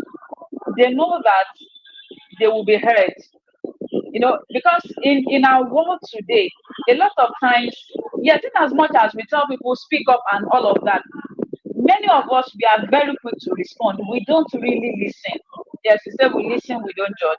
But do we really listen? So being a safe space is to make people heard, that I hear what you are saying. I'm not just listening to you so that I can respond, but I want you to feel seen. I want you to feel heard, and I want to hold you. So just like the name of my counseling firm, hold my hand. So you are a neuro-ambassador is someone that makes people feel, okay, this that you're going through, we are going to walk you through this journey. We will let you know that truly you are not alone, and not just by the word of our mouth, our action also portrays. So number two, who is a neuro-ambassador? A neuro-ambassador is a voice. You are a voice. You are a voice. And that does not mean that there are not plenty voices around us even in our generation. A lot of people are talking, but know that as a neuro ambassador, you are a voice, and not just a voice that should be heard once in a while, a consistent voice for mental health awareness in community that need it most. You are a voice in mental health awareness to the people that really need it most. Now, the question, who are the people that really need this awareness? Everybody needs it. Not just people that, it's easy to say that, oh, people that dress well, they don't have mental health challenges. Your voice needs to be heard. So you are also a bridge. As a neuro ambassador, you are a bridge. That is, you are a connector between people in pain and the help. You are the bridge between the people in pain and the resources that they need to get better. You are a bridge to people in pain and hope that exists for them. The truth of the matter is, people going through stuff and they feel that there's no hope again. There's no way I can ever come out of this, and there's hope somewhere. So you are the bridge. And I think Marvelous mentioned it while she was uh, talking the other time, that you are not a therapist, but you can be you are a bridge for people to access the therapy that they need. You are a link, you are a bridge to people getting the resources, to people getting the help that they really need. Now, everybody cannot be a therapist. Everybody cannot be a counselor, but everybody can be an advocate. You don't have to be the one to solve that problem, right? You don't have to be the one to do it, but you can connect people to the person that will do it for them, that will bring them out of where they get stuck, right? So we have said that as a neuro ambassador, you are a safe space for people to feel seen, for people to feel heard, and for people to feel heard by. You are also a voice for advocacy in community and to people that need it most. You are also a bridge, you are a link to people getting the help that they really need. You don't have to be the help that they need. So, and you don't need to feel discouraged that, oh, I don't know the therapy to use for this person. You don't have to do therapy, but you can connect them to the therapist that they need. You can connect them to the resources that they need. And also, you are a representative. As a neuro ambassador for PaGidi expression, you are a representative. You are representing something. So you are a living expression of PaGidi's vision, PaGidi's values, the vision in every room that you enter. So meaning that people might not know PaGidi himself, but through you, they can know what we do in PaGidi expressions. Are we following what I'm saying? So you are a representative of the vision, and the vision is very clear. We are dedicated to raising awareness, breaking stigma, and ensuring supportive community for young people to navigate through their challenges. In the community, people can access help. You don't have, like I said, you don't have to be the one to do it, but you can get them to the community that they need to be, and they will know that they are not alone, because by the time people share their own story or people encourage other people, they know that, oh, someone has gone through this. And you agree with me that PaGidi himself is is a beacon of hope for people that are going through certain challenges, because he himself have gone through it, and he overcome it, and other people that are going through similar things can draw strength from the fact that he overcome what he went through at that time. So now you know who you are as a neuro ambassador. Now let's now talk about the standard that build trust. Right? We said you are a safe space for people to come to you to tell you what they are going through. Some things are very important. They need to trust you. If I cannot trust you, I cannot share. And that is why I appreciate people that go through therapy or that are in therapy. I tell my clients, when I'm in session, that this is strength, because I know that it is not easy to bear yourself to onboarding in front of someone, to share the deepest secrets or things that are very, very personal to you with another person. And why would my client or why would someone share that with me is trust. So the standard that the standard that build trust. There are some things that build trust. So for people to see you as a safe space, for people to see you as someone that they can talk to, there are some things that are very important. And trust must be that foundation. Respect and emotional intelligence. You are not entitled to people's story. You cannot, because someone is going through something and they come to you that you can use the fact that they are at their vulnerable state and use it against them. No, if you do that, you are not a good ambassador, right? So respect and emotional intelligence is important. So to lead every interaction, you have to lead every interaction with empathy. And what is empathy? Putting yourself in the shoe of another person. So you should know that, so for example, if someone is struggling, it could have been me, because nobody is immune against challenges. No, anything can happen to anybody at any time. Anybody can go through mental health crisis. So the fact that someone is telling you that they're going through something does not mean that maybe they have done anything bad or because they are bad people. So you have to lead every interaction with empathy, understanding, trying to look at things from their point of view, trying to put yourself in the shoe of that person.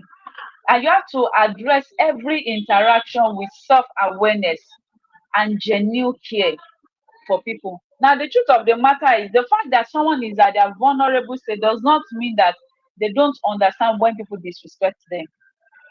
So empathy is very important. Self-awareness is important. So even you as a neuro-ambassador, you must be self-aware. You must understand your own emotion and be able to be able to understand the emotion of another person. If you don't understand the emotion of anger, how will you be able to walk the person through the challenges they are having at the time? So lead every interaction with empathy, self-awareness, and genuine care. Genuine care. Not just we listen, we don't judge. Not just, oh, speak up, you can talk to me. Genuinely caring for people. Another one is punctuality and reliability. Like they will say, punctuality is the soul of business. So because you want to help someone does not mean that you have to joke with their time or you have to treat them anyhow. Or it should be if they cannot come, it should be you are the one that have problem. If you don't come, that's your own problem now. No, you are if you do that, you are not a good ambassador. So you must respect, you must show up on time. Showing up on time is showing people that they matter. Dependability is a form of respect. Oh, you said you'll be there and you'll be somewhere at this time. For example, let's say we couldn't have this program at the time. We plan to start by 10 a.m. That we couldn't start the session by 10 a.m. We can't say that, and Shebi, we want to help you people. You have to wait for us. No, because people's time is very, very, you have to value people's time, right? So punctuality and reliability. If you are not reliable, people will not come to you. You will not be able to provide that solution that you intend to provide for them. Confidentiality. In fact, we cannot overflow this, and I'm sure that other speakers must have talked about confidentiality. Confidentiality is keeping the secret of someone as a secret. So you cannot, like I said the other time, the fact that someone shares something with you is a big deal. So you can't handle that information carelessly. You can't handle that information carelessly. So it is not negotiable. For whatsoever reason, you must not break confidentiality. Yes, I understand that in the therapist where there are some ground where you can break confidentiality. For example, if the person is a minor, if the person will pose as a threat to themselves or other people, and even at that, there's a way you can handle those kind of things. So the story that people share with you are sacred. You have to guide it accordingly. And that is why, even for me as a child, there was a time someone told my friend, said that, "Are you who are doing a lot? You don't that they see other people share people's story, testimonials, and all of those things." Because I'm a professional, there are some others maybe they don't understand the implication of what they are doing. I cannot, so I should now screenshot or be even if I will use the example and all, there's a way I would you cannot trace it to whoever because I understand that their story is very, very sacred and I cannot handle that information anyhow. So another standard of trust that you must build as a neuro ambassador is ethical behavior. Your conducts are very important in every space you find yourself. Remember, I said that you are representing a vision. You are representing the mission that PaGidi expression holds. So you cannot say that, for example, I cannot, as a neuro ambassador, I cannot go online and be using someone's mental health as a joke on social media as an ambassador. I cannot do that. Even if it is funny. In fact, there are some things that is not funny. When someone is talking about someone's story, maybe someone had a mental breakdown or someone is struggling with addiction, you can never see me laughing because I understand the ethics that is guiding what I do. So you must carry. That's why I said that you don't just see yourself as, oh, I'm just Esther. You are representing something. So you have to there's a way you have to conduct yourself in every space, right? And I said here that if people cannot trust you, they cannot open up to you. If I don't trust you, I cannot open up to you. I cannot share personal things with you. So um still continuing on personal branding and responsibility as a leader, as a neuro ambassador of PaGidi expression. Your life is communicating something. So the next slide, your life is communicating something. Your brand as an your life is communicating something. Your brand as an ambassador, because you are ambassador, you are communicating something. For example, there are some things,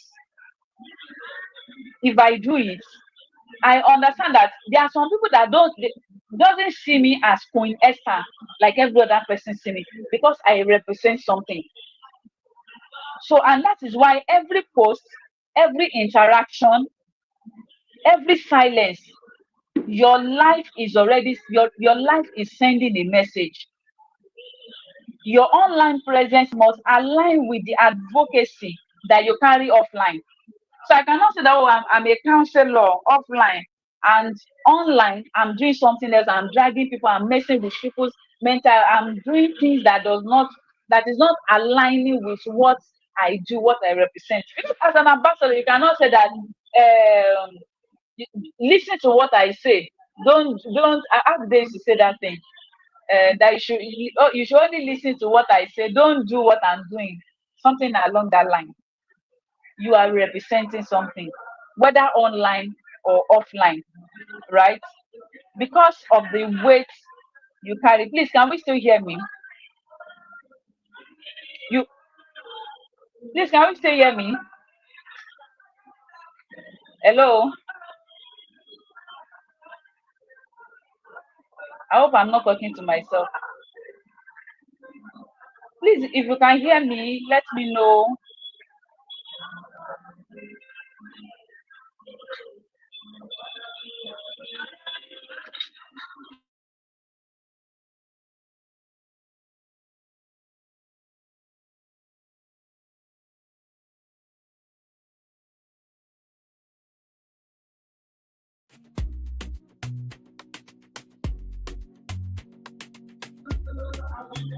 Okay, I think I'm back. Say it, feel it, living strong. PaGidi.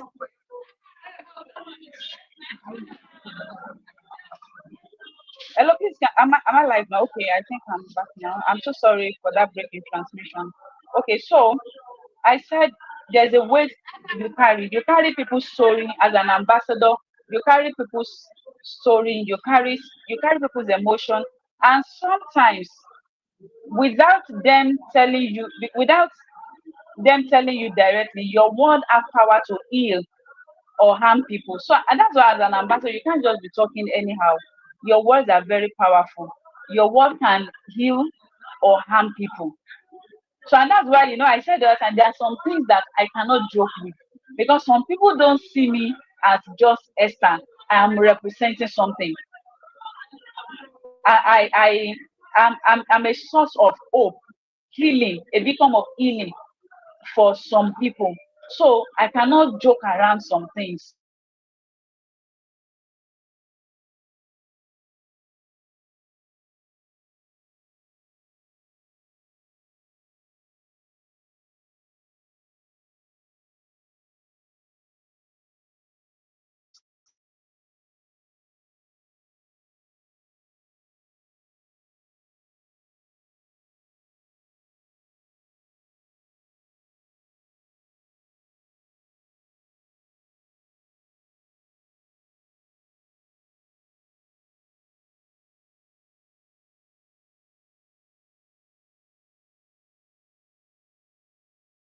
Your voice belong.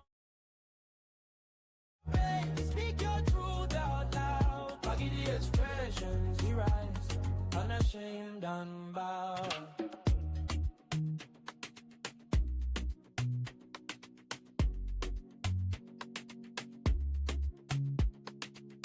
PaGidi expressions, say it, feel it, living strong. PaGidi expressions, where your voice belongs. Speak your mind, speak Okay, your I think I'm back. I'm sorry.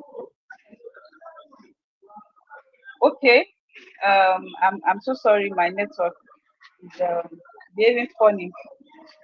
Okay, so let's go further. Teamwork as a leader, as a neuro-ambassador, you must know that teamwork and accountability is very important in what we do. Teamwork and accountability is very important. Teamwork, you cannot do it alone, and you must prioritize collaboration over competition. You must prioritize collaboration. There is no reason for competition. Yesterday, I was with a friend who is also a counseling psychologist like myself, and I said we do, like, we are both counseling psychologists, and I was telling the person that we have different audience. Your audience is not my audience. My audience are not your audience. If I want to reach some people, I have to come and meet you.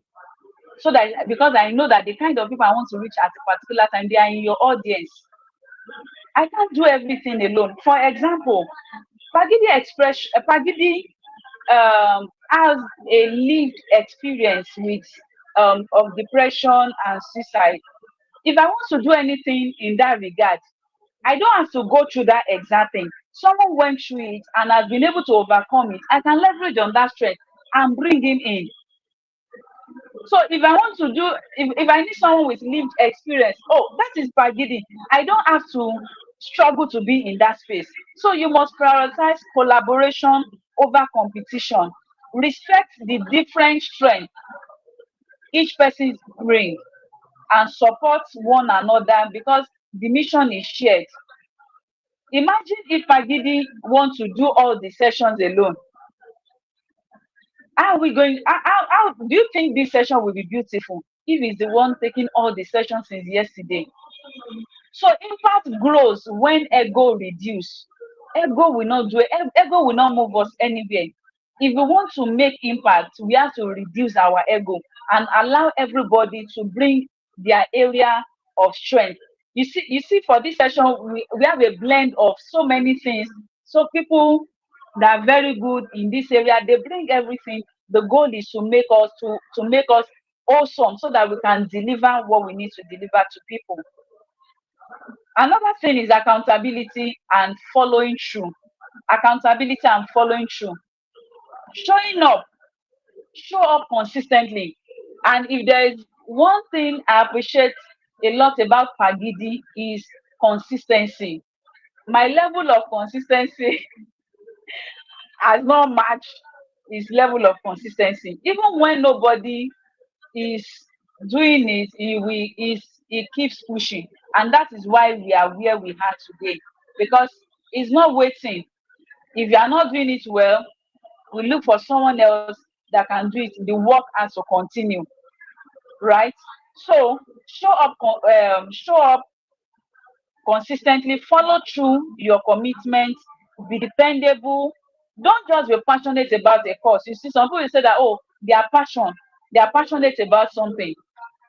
Passion without consistency will not make real impact. As you are passionate, you have to be consistent. You have to be your passion must be consistent. So consistency separates those that start from those that make impact. All of us can start something, and there's something called initial gra. Hey, we want to do this, we want to do that. Some people will now, someone can, because PaGidi is doing this thing. Oh, me too, I want to start doing this. I want to start my own. After a while, fire done, finish. Because consistency is the main thing. And lastly, sustaining advocacy. Like I said the other time, that advocacy is not one-off thing. If you are doing one-off thing, maybe you are just showing. It's just a show off. Advocacy go beyond events. Check on the people after program. So as Neuro-Ambassador, when you do an event, you do something, show up, check, give room for feedback. How impactful has this thing been? So if your advocacy end after training, if everything we are doing just end after this training, it is performance, it's not purpose. And we are not, this thing, I'm very sure that this thing that PaGidi is doing is not performative, it's all about impact, right? So let's move to the next slide. Before people, as a leader, as a neuro-ambassador, you must know that before people meet the organization, they will meet you. Now, the flyer of this program was shared everywhere. A lot of us shared it. Do people know PaGidi himself? A lot of people might not know him, but a lot of people have heard about PaGidi expressions. Why? Because you are an ambassador, because you share the flyer of that program, because you are propagating the vision of this organization. Are you getting what I'm saying? So representation is very important. So you are the first impression, and that is why we must show up. And not just showing up, as we are showing up, we must show up correct. And that will bring me to the second one, which is excellence.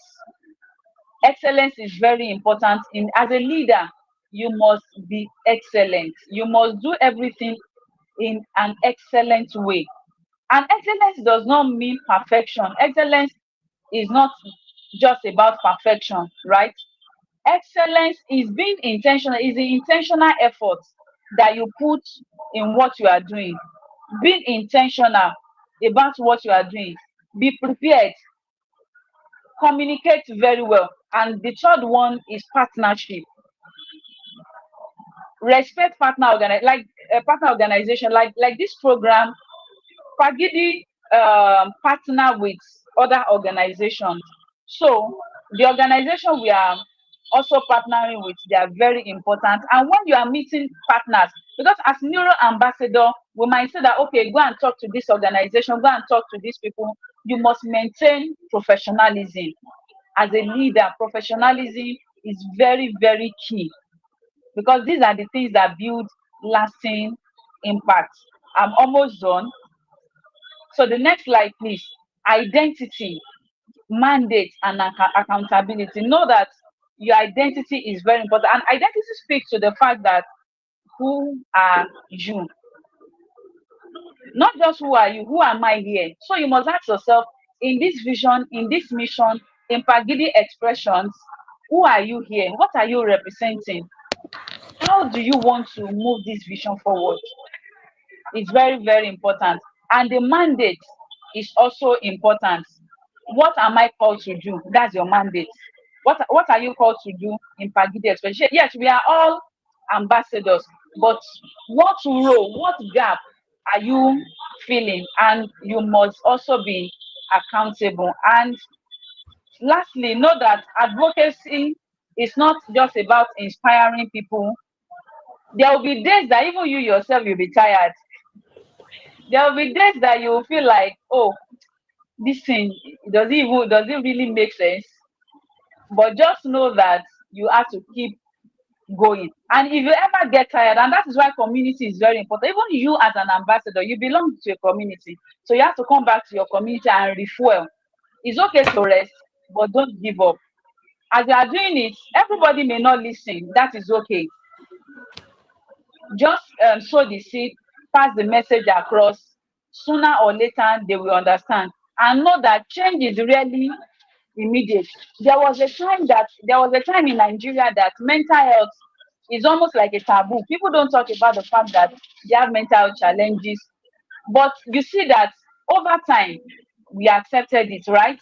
So just know that change is not immediate. The fact that you are doing it and people are not really accepting does not mean that you should give up. So closing reflection, to round up, ask yourself, what kind of ambassador do you want to be remembered as? So, as you are in PaGidi expressions, or even when you move to higher place, what kind of ambassador? Is it that ambassador that they will say that we want to do something that will always draw back, or someone that when we say we want to do something is always showing up? So know that impact. Okay, know that you are not just becoming an ambassador, you are becoming an evidence that healing, understanding still exists, that there are still people that can listen and can understand people even in the challenges that they are going through. Thank you so much for having me today.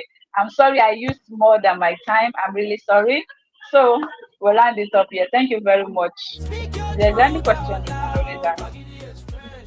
Thank you so much, man. Thank you. I really learned a lot that as ambassadors, we might not be the therapists, but we can always be the bridge, the safe space between people and then seeking help from the real therapist. Thank you so much, man. And also learned about collaboration and showing up consistently. Because especially in our environment as Nigerians, change might not be immediate, but we keep showing up and showing up well. Thank you so much, man. Really enjoyed the session.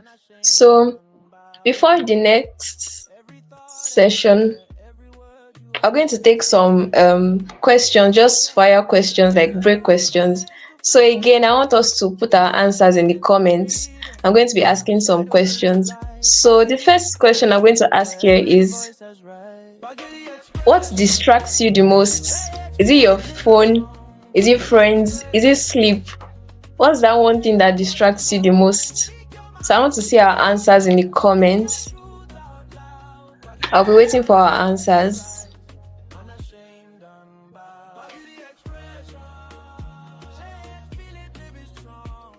All right. Your phone. Olagunju says phone. Okay. Tiana says social media. Okay. Phone, social media. Another person, Anthony says phone. Okay. Deshola says phone and sleep. Sleep is the enemy. Okay. Alright, so I'll take the next question. So, which do you prefer? Or what's your style? Is it multitasking or focusing on one particular thing? You know, there are some people that say if they don't have like 5 things going on, they will not be motivated. So which one are you? Are you the type that likes to multitask, do different things, or you like to focus on one particular?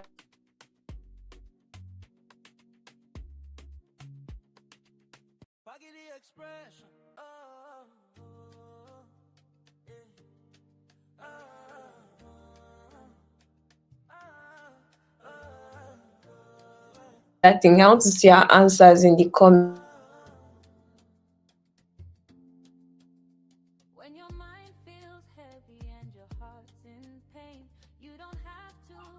Focus on one particular thing. Hey, good. focus on one particular thing, Olagun. You are not alone.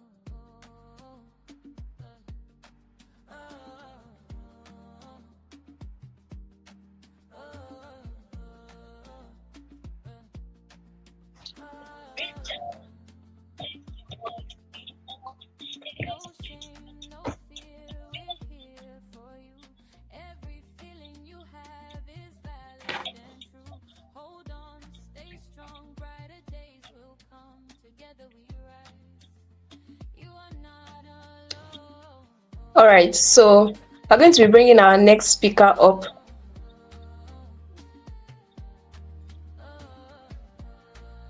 And the next session, we're going to be talking about art as healing, using creativity to build resilience. We're going to be talking about art as healing, using creativity to build resilience. And our speaker for this session is Mrs. Yekin Omolola Kikelomo. I hope we're listening. We're almost done. Our speaker is Miss Yekin Omolola Kikelomo. So I'm going to be taking our bio from here. So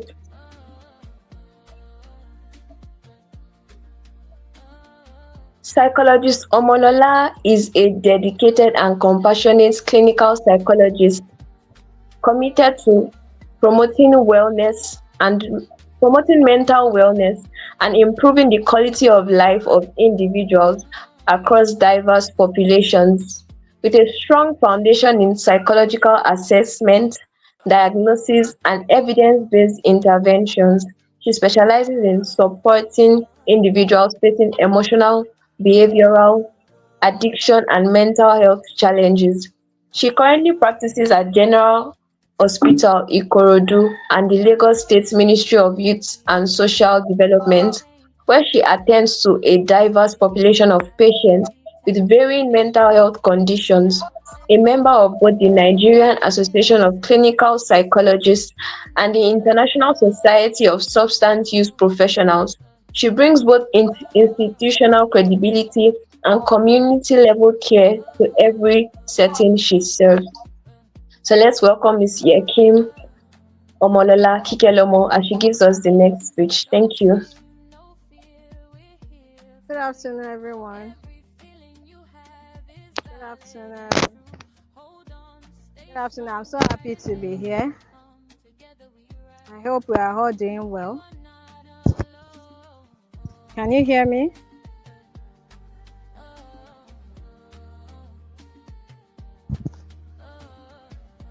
Hello. Can you hear me, Grace? Yes, ma, we can hear you. All right. All right. So I will just go ahead.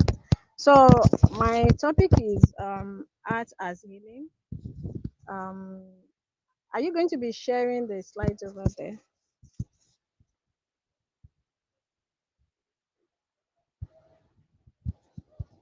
Okay.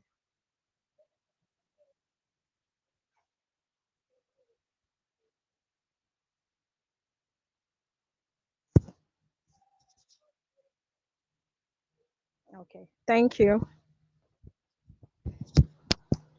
Okay, so heart as healing, you can see the design, like even the slide itself, I'm trying to like show us that heart is really, really beautiful. So, and heart as healing, how can we use heart as a form of creativity to build resilience? So there are three topics here I'll be covering.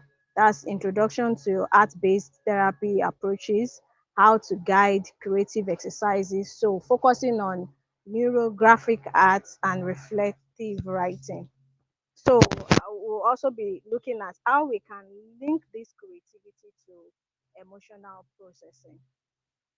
So, introduction. So, art has always been a powerful tool for healing, and most clinical psychologists do employ the use of this powerful tool for healing and therapy. And it is offered to individuals who are going through emotional challenges, emotional distress, people who are going through depression, anxiety, people who have experienced traumatic memories, both in childhood in adulthood, in relationships, in marriage, and a host of others. So, offers individuals a safe space to express their emotions, process their experiences, and also reconnect with themselves. So, through creative practices such as painting, music, writing, or dance, people can explore feelings that is always difficult for them to put into words. So, engaging in art not only reduces stress, it also helps with anxiety and also strengthens resilience. How does it strengthen resilience? It fosters self awareness, problem solving, and emotional balance. So, in challenging times, creativity becomes more than just expression alone, it becomes a pathway to growth and inner strength. So, that tells us that art is a tool, a very powerful tool in therapeutic processes. So we have some of the heart-based approaches here, and these heart-based approaches here are divided into a lot of sessions. So the first one we'll be looking at is the visual heart-based approaches, um, where we have the drawing, where people can have a free drawing.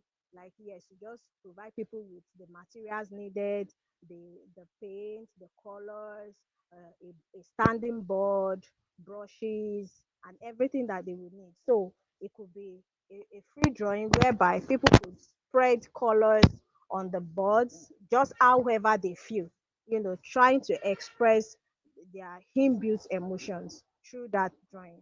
Or sometimes it could be a guided drawing whereby we have the therapist telling the client what to do, try telling them to imagine something and then draw it out on the board. So we have painting, we have collage making, we have mandala creation, we have sculpting. Sculpting whereby it could be the use of clay or a play doh.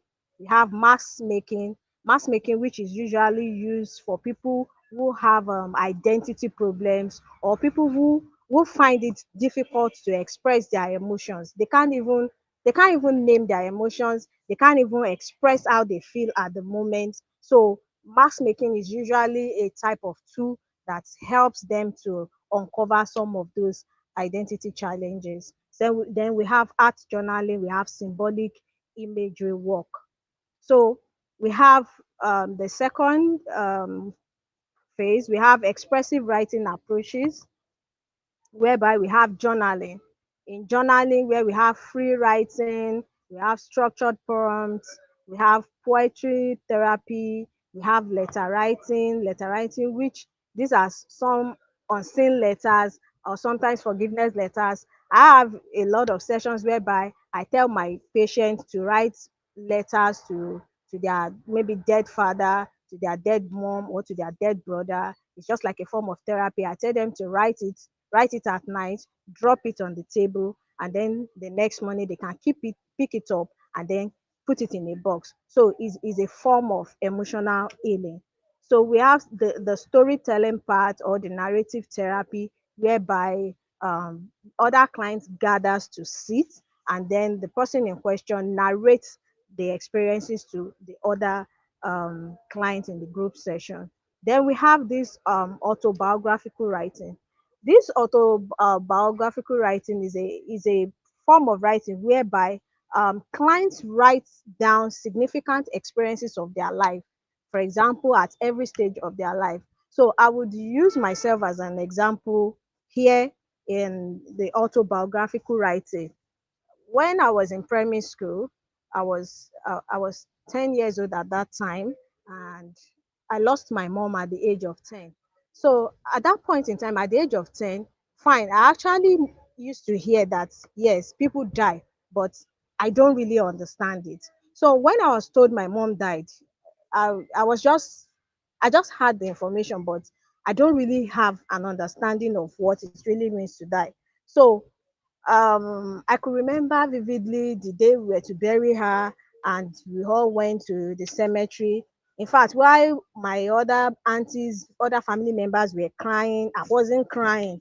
And in fact, the next thing I saw a guy selling ice cream. I called him, I bought ice cream, and I was drinking. And one of my aunties got annoyed that, what's wrong with this child? You say your mommy is dead, you are buying ice cream, you are drinking ice cream. So she had to move closer to me. She slapped me, and she was very angry. She was like, your mom is dead, your mom is dead. But right there, I can't really understand what it means. But I was like, okay, just to conform to what everybody is doing, I actually busted into tears, and I was crying too.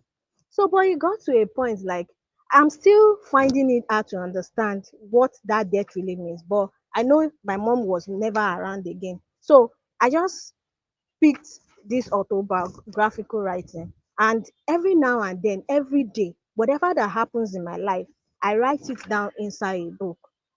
I always write it down. So this writing has been with me since primary school. When I went into secondary school, I write everything that happened. So that's my book, my diary became a friend to me, that if I haven't written what I experienced a day into that book, I don't feel okay with myself. I always have to turn to the book to write out. So till and that was how I kept on writing every single significant event in my life. I kept on writing it over and over till I got to adulthood. So in adulthood, fast forward to when I started seeing patients. So and sometimes patients bring similar stories to me in session, and I'm like, this is exactly what happened to me when I was a child. Why is it affecting my clients? Why is it affecting my clients so much? But it's a similar thing that happened to me, and I didn't break down emotionally. Here I am standing in front of you as a clinical psychologist having your therapy session. So I used to ask myself that question. So it was later when I started doing research into this autobiographical writing, and I find out that, it helps with emotional balance, it helps with emotional regulation, it helps with emotional awareness. So the reason why I have been able to maintain my emotional balance was because I have been writing every single significant event, that experience that should have put me down emotionally, but because I was pouring it out somewhere, so I was pouring the power of those negative emotions down somewhere. That was what helped me, because I was always doing it all the time. So it became therapeutic. It became like a medicine I was taking every day to actually feel good. So but I didn't know the relevance back then. So it's recently that I know, this has what has really been helping me. So autobiographical writing is a very good form of art-based therapy that helps patients to explore their emotions, to identify it, and to also be able to acknowledge it and then deal with it in the long run. So we have the other one. We have drama and role play approaches, where we have psychodrama. Psychodrama it's a form of therapy session whereby we ask a client to act out their experiences, like what has happened to them. They act it out in sessions, and while the other clients have to watch them. So we have role playing. Role playing. I usually use it with my patients. I use it with my schizophrenia patients most, whereby they are unable to catch up with things. So for example, schizophrenia patients, because of the symptoms of the illness, they are affected cognitively. So recall, processing, making sense of the information given to them is usually a very difficult challenge for them. So I use this role playing mostly for them, so whereby whatever it is that I want them to do, I assign roles to other clients in the therapy sessions, and then we now come together to role play that scenario to to the schizophrenia patients. But aside the schizophrenia patients, other patients who are going through depression, anxiety, traumatic experiences, we could also act out the experiences of a client, and then we will play it to the others, and then we begin to turn it to an interactive session.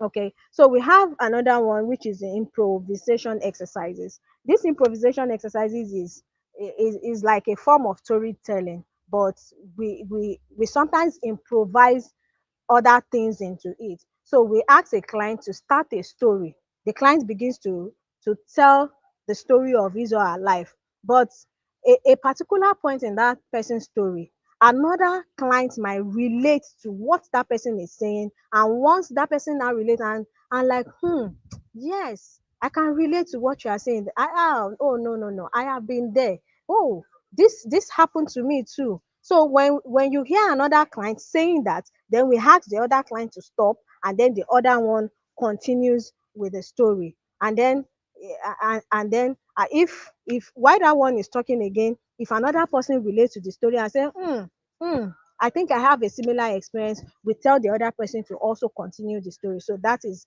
improvisational exercises. Then we have the empty chair technique. Empty chair technique is usually used for patients who are finding it difficult to express their emotions into words. So sometimes we ask the client to sit down, then we put an empty chair in front of the client, and then we ask the client to talk, to imagine that he or she is talking to another person. Or sometimes it might be like a form of experience whereby somebody offended you, and then you are finding it difficult to approach the person, and your therapist is saying, don't worry, go ahead, just approach him, or and say, no, no, no, no, no, no, no, I can't approach him, or that ha. Like I had a 16-year-old patient at the hospital yesterday, where she's going through some traumatic experiences with the father. The father is this disciplinarian father that whatever happens, he yells, gets angry in the house. Other children have to run away from him, and then they have to hide. So I was not telling her yesterday, I said, I need you to approach your father. I need you to tell him that he's nagging, he's shouting, is really affecting your mood. She was like, oh, no, no, no, no, no, no, ma, no, ma, I don't think I can do that. I don't think I can do that. Just let me stay like this. No, no, I would rather find ways to run away from him, hide away from him, than confronting him. I was like, okay, okay, okay, let's do this. Let's just play the scenario of the empty chair. Then I put the empty chair in front of her. I was like, okay, imagine that your daddy is sitting in that chair. So what would you like to say to him?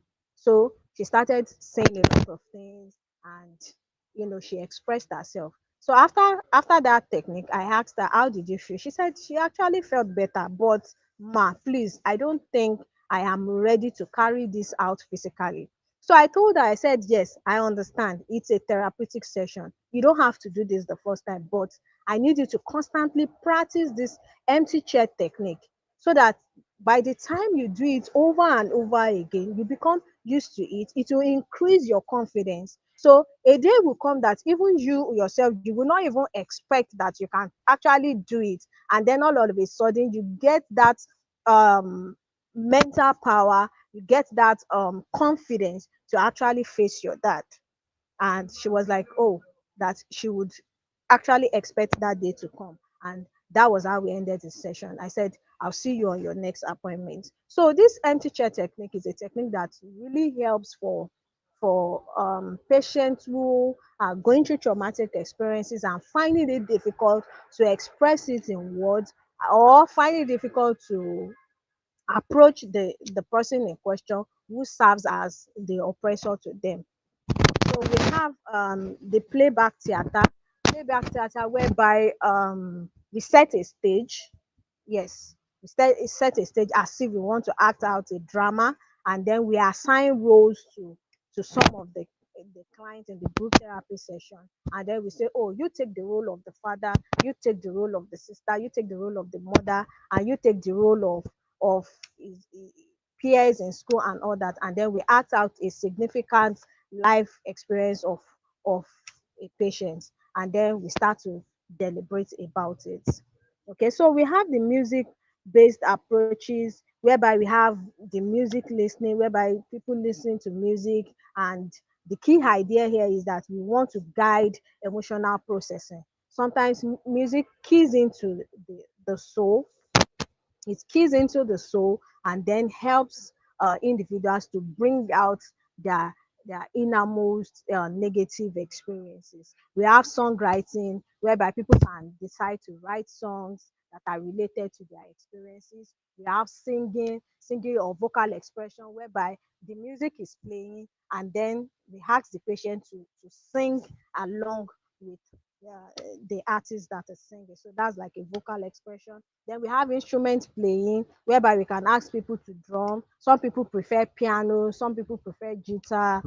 It's also a form of emotional expression. Then we have music imagery, whereby the person visualizes the music while listening to it.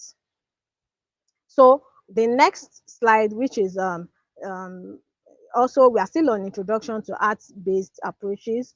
We have the movement and body-shaped approaches, whereby we have dance, stroke movement, um, therapy. In fact, this dance stroke movement therapy, I love it a lot. I love it because I do it a lot. Sometimes I play music, but in this session, you have to free your body, you have to free your body parts, you have to open up your heart because you need to key into the music. It's like the music is moving you, directing you, and then you move your body. Sometimes you do it while closing your eyes, you move along with the music, you free your heart, and then you flow with the direction of the music.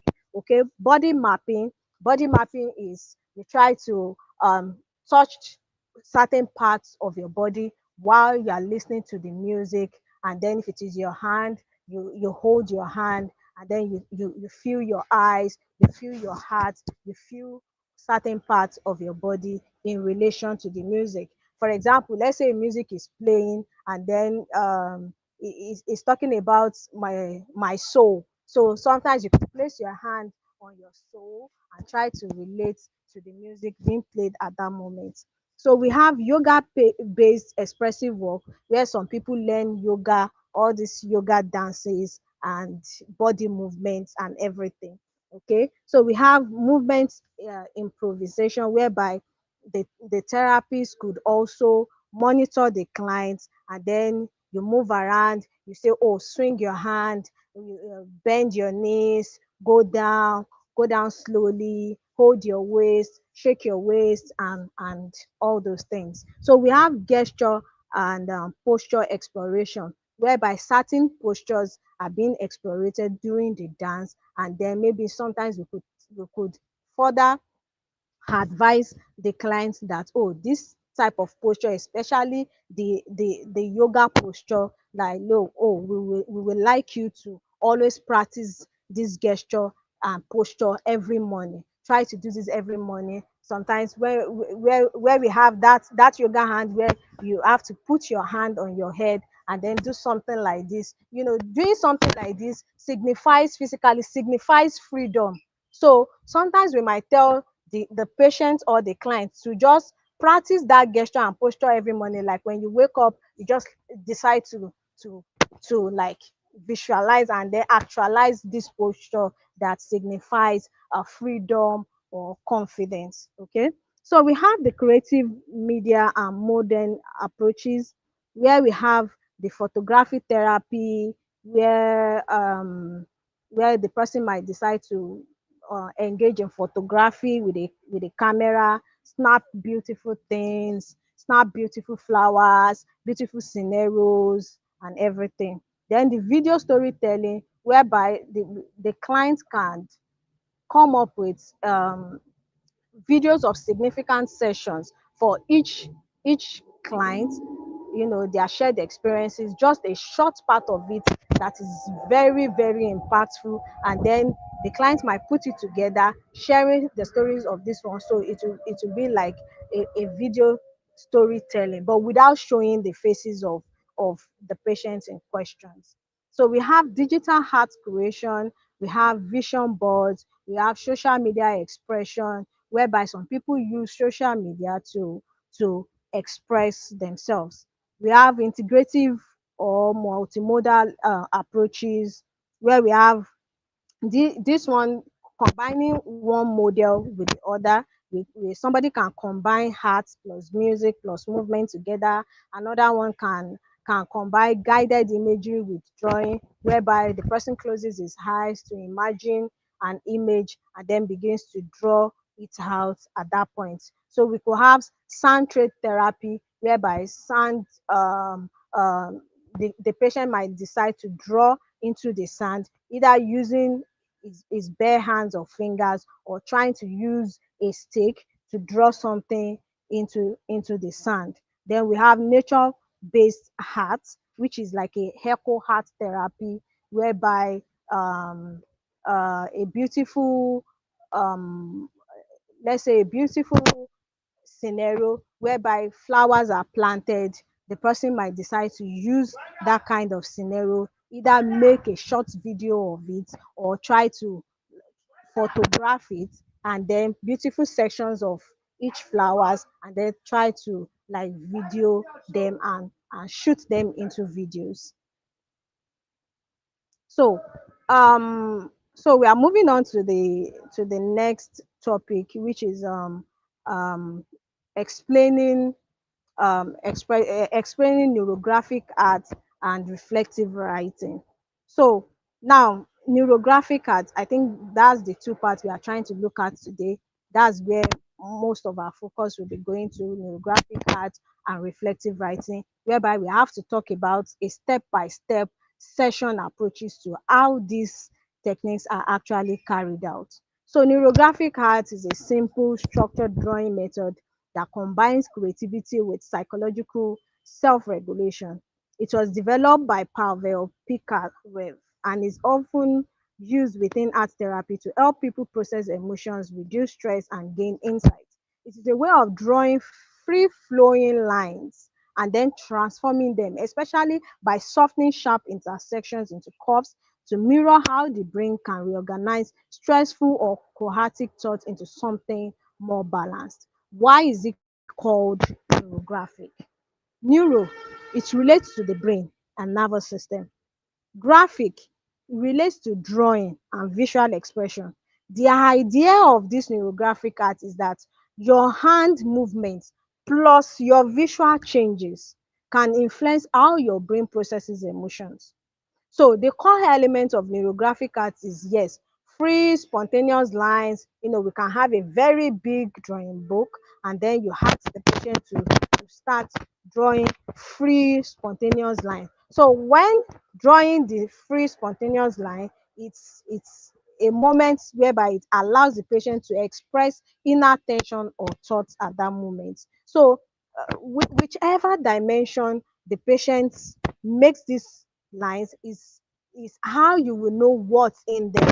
So we have, for example, some patients can just use free light lines. When they are drawing free light lines, that try to tell us that the emotions are there, but they are not very severe. But in a situation whereby you have the client, you said, oh, free spontaneous line, and then the person holds the pencil and starts to draw thick lines and start to draw, with so much exhibition of negative emotions, like it's angry or something, then you know that, oh, there is a lot of negative emotions in there that needs to come out from that person. So um rounding intersections, softening stress, reducing emotional sharpness, shapes emerging naturally, that's creating order from chaos, then coloring intuitively.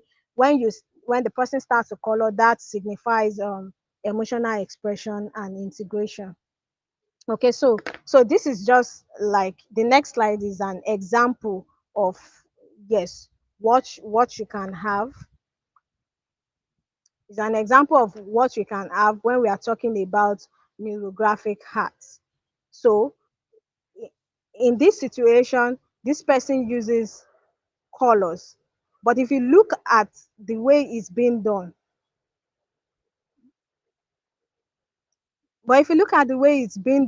you can see that, yes, these were just colors, and then the colors are just being splashed on the surface without using brushes, without using pencils, without using anything. The colors are just being splashed, and this signifies a lot of emotions. So, like, the person is trying to express the emotions. And if you look at it, there is like, for that individual, the the emotion at play cannot be recognized at the moment, cannot be named, but this signifies that there is a lot of emotions like overlapping each other in the patient, and it's difficult for him or her to put it into words. But if this therapy session goes on, because it is not a one-off session, like, yes, As a therapist, you can deduce meaning from what your client has done if your client does something like this. And then the next session,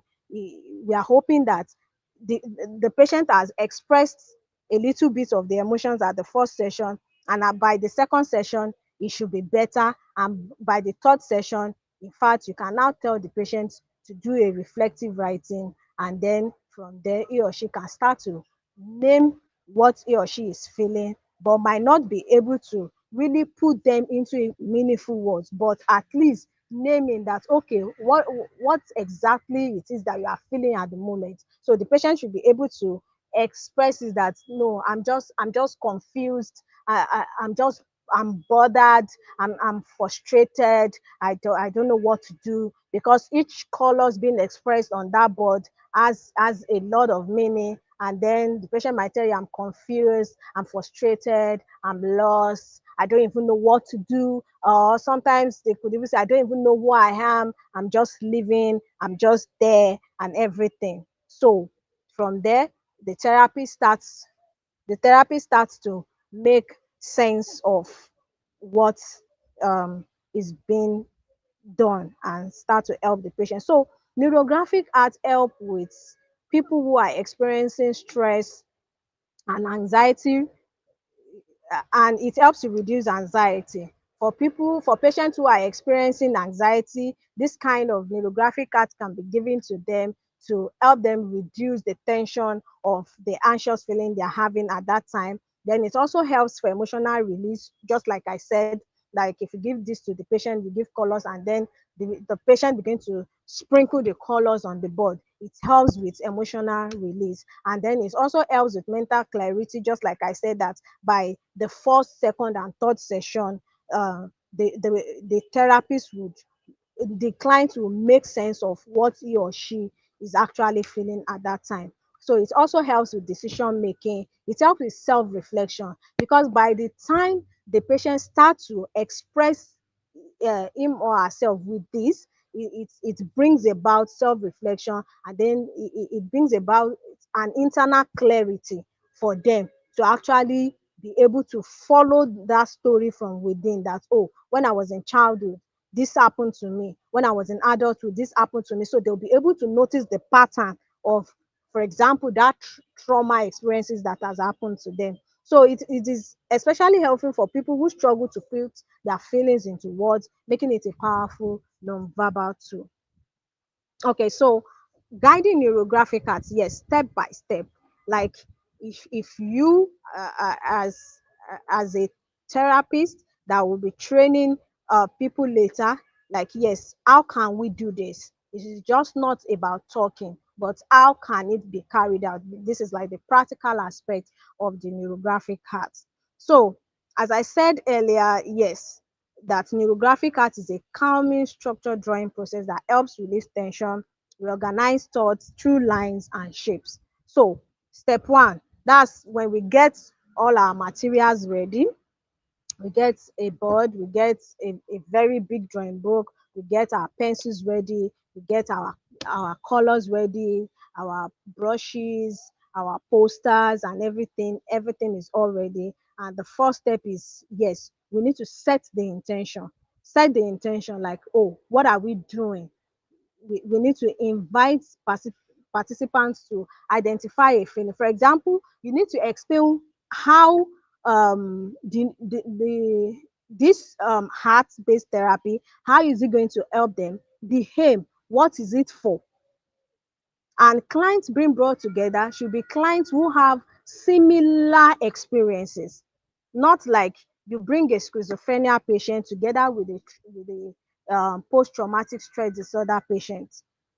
No, it will be difficult for them to connect. It will also be difficult for them to understand what is actually going on. But if you bring a patient who has depression, and you bring a patient who is experiencing trauma, by the time you introduce the approach to them, they will be able to connect with what we are actually doing, and it will be very, very intentional. So that's what we mean by setting the intention, explaining the procedures to them, explaining the aim, explaining the goal of the neurographic art to them. Then you invite participants to start to identify a feeling, stressor, or question. Like you could, as the assessor, you keep it simple. You can just ask them a simple question while you have provided all the materials needed for them at that point in time, and make sure that each client have access to their own materials. We don't want a situation whereby one client will have to be sharing with the other client. Oh, can I have your brush? Can I have your this? It will disrupt the process of the approach. We want each client to have materials to themselves. So you could keep it simple as the assessor. You just like, what is on your mind right now? Just ask them that question, what is on your mind right now? And then ask them to, step two is free line drawing. Then you start to ask them to draw continuous random lines across the page, not lifting pen if possible. Encourage spontaneity, no planning, no perfection. And the goal of this step two is that we want to externalize internal coerce. Like, what's going on in your mind right now? For some people, they cannot express this into words, but by the time you ask them to start making those lines, then they begin to externalize what is going on in their mind. Then step three is round the intersections. At every point, as the assessor, at every point where lines intersect, soften the corners into curves. So you, as the assessor, you move around each client, you begin to give these instructions as they go on. That okay, after drawing continuous random line across the page, the next thing for you to do is that at every point the lines intersect, give them these instructions, soften the corners into curve. This is the core regulation phase. And you can explain gently to them, we are reducing sharpness, not like softening tension in the mind. Like, oh, what is going on in your mind right now? So after they've drew the lines, those lines signifies what is actually happening in their mind. For some people, 10, 10 things will be going on in their mind right now. For some people, they have 5 things that they are worried about. They have 5 things that they are fearful about. Like, oh, how will I do this? How will I go about this? How do I want to do this? So it could be going on in their mind at that point in time. So as they begin to make that, like, you make sure that you go around every client to see what they're actually doing at the moment, and then you give them instructions like, oh, okay, after making these lines, oh, at the point where these two lines intersect, try to soften these corners and make them into curve, and let them know why you are asking them to do that. That, oh, this is like the regulation phase of it. Like, yes, we are trying to like soften the tension in the mind. So step four is, yes, you now start to instruct them to add shapes and structures. This should take like 5 to 10 minutes. Identify emerging shapes and outline them. Add more lines if needed to create balance. So you tell them to add shapes, add structures to whatever it is that they have drawn. You can ask them to draw any shape, ask them to outline them, and then if more lines are needed for the shapes, they can also add it at that time. This introduces a sense of control and reorganization, because for every line made, for every shape you instructed them to put, it all has a significance. So whoever that is able to draw the shape and at the same time able to add more lines, not just adding line, but adding line to make it meaningful. We have some people that if you ask them to add more lines, they won't even know where else to add the line to make what they are making actually meaningful and beautiful. So it is true what they put down, that you know which patient was able to have that sense of control and reorganization. So as a therapist, if you are going to interpret whatever each client does, you'll be able to notice that, oh, I think this my patient exhibited sense of control and reorganization. For some patients that are not able to reorganize, that are not able to add more lines, that tells us that at that point in time, that client lacks reorganization and sense of control. So as a therapist, that is how you can actually bring out a reflection from that drawing. Okay, so step 5 is color the drawing. Now it's time for them to color the drawing. So at every step, as an assessor, as a therapist, at every step you notice what is going on at every step of the way, and then you note down for this client, oh, for step 1, so it was successful, he was able to do this because for step 1, for step 2 is that we want to externalize internal coerce. So for step 2, you record for the patient. Was the patient able to externalize the internal coerce when you gave that instruction that they should start drawing the lines? Then Now you for, have 2 minutes. for I have 2 minutes more. Yes, ma'am. Wow. Okay, so let me just rush over it because, wow, and I thought it was going to be more than that.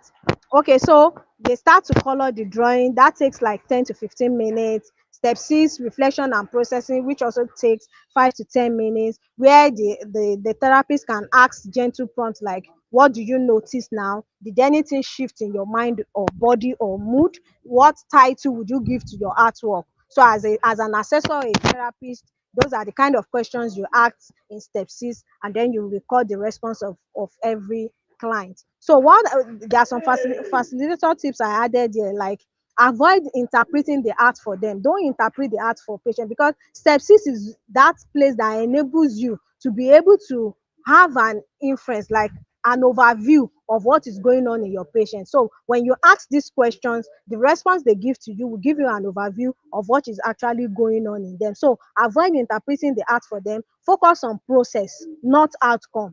We are not focusing on oh, how beautiful is this? No, we are focusing on the process. Like as you gave instructions, were they able to carry it out at every step of the way? Then normalize all experiences. There is no right or wrong answers here. So let me just go through the guided reflective writing, where reflective writing helps clients process their emotions, build insights, and reframe experiences. So it also has a step-by-step guidance whereby the therapist can follow through when you are using it for your patients. So we have step 1, which is create psychological safety. Step 2, which is the grounding exercise. Step 3, which is provide a clear prompt. Step 4, which is timed writing, where the patient is encouraged to write. And step 5, which is called optional deepening, where you ask them to underline keywords or phrases in what they have written down. Step 6 is reflection and sharing, where you now invite your client to share what they have Thank you, written ma'am. down, but this is optional. So the next slide, we have step 7, which is the closing integration. And then I have the next slide, which is linking creativity to emotions. The purpose of everything we've been saying, the neurographic art, the reflective writing, is that we are trying to link creativity to emotions. So at the end of the day, you ask your participants how the marks they drew, the colors they made, the words they wrote down, like how is it related to their mood? How did it affect their mood? Did it bring out their mood? Did it change their mood? Did it have an impact on their body sensations? And then you start to encourage them to name what they experience, and tell them to explain if they notice anything shifting, maybe from the beginning when they started to the end when they finished. Then you can, as a therapist, you use brief reflection prompts to connect creative choices to coping patterns, like, oh, how can they cope going forward, and then create new perspective for them, which then supports emotional processing. So I have a picture here whereby I just gave an example of a session structure. If you Thank you, decide to ma'am. use Thank you, offer. neurographic arts, please just a minute, let me just round up. So we have a session structure there whereby you can ask your client to sit in the therapy room, just like the picture of what you have. And then that kind of session structure is usually very good for that kind of approach. So in conclusion, Short guided creative practices helps us externalize feelings and build resilience when paired with reflection and safety measures. So keep activities simple, normalize varied responses, and focus on learning rather than artistic skill to support healing. So thank you very much for listening. If there are questions, comments, or recommendations, I would love to take it from here. Thank you so much. 2006 Mental Health Awareness by PaGidi and institutions, creating safe spaces, changing young minds and visions. All right, thank you so much, man. Thank you. You're welcome. You're welcome. Yes. Thank you. So right now we're going to be having the joint panel session. Okay. The joint panel session. So I want to welcome every one of the speakers of today. Mrs. Angela Oluwa, Mrs. Marvelous, Mrs. Yekin, and Mrs. Sholuade Esther. Welcome, welcome. So I'm also going to be taking some questions. Okay. All right.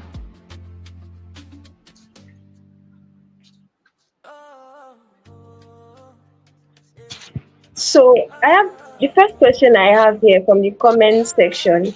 Someone asked, how do I help or contribute to or deal with someone that finds it difficult to heal, not because they don't want to, but because the pain and trauma has a depth that they can't just let go. Okay, so the question is even on the screen. How do I Yes, it's on contribute? the How do I help or contribute to or deal with someone that finds it difficult to heal, not because they don't want to, but because the pain and trauma just has a depth that they can't let go? Okay. So, I'm going to use a practical response to answer that question.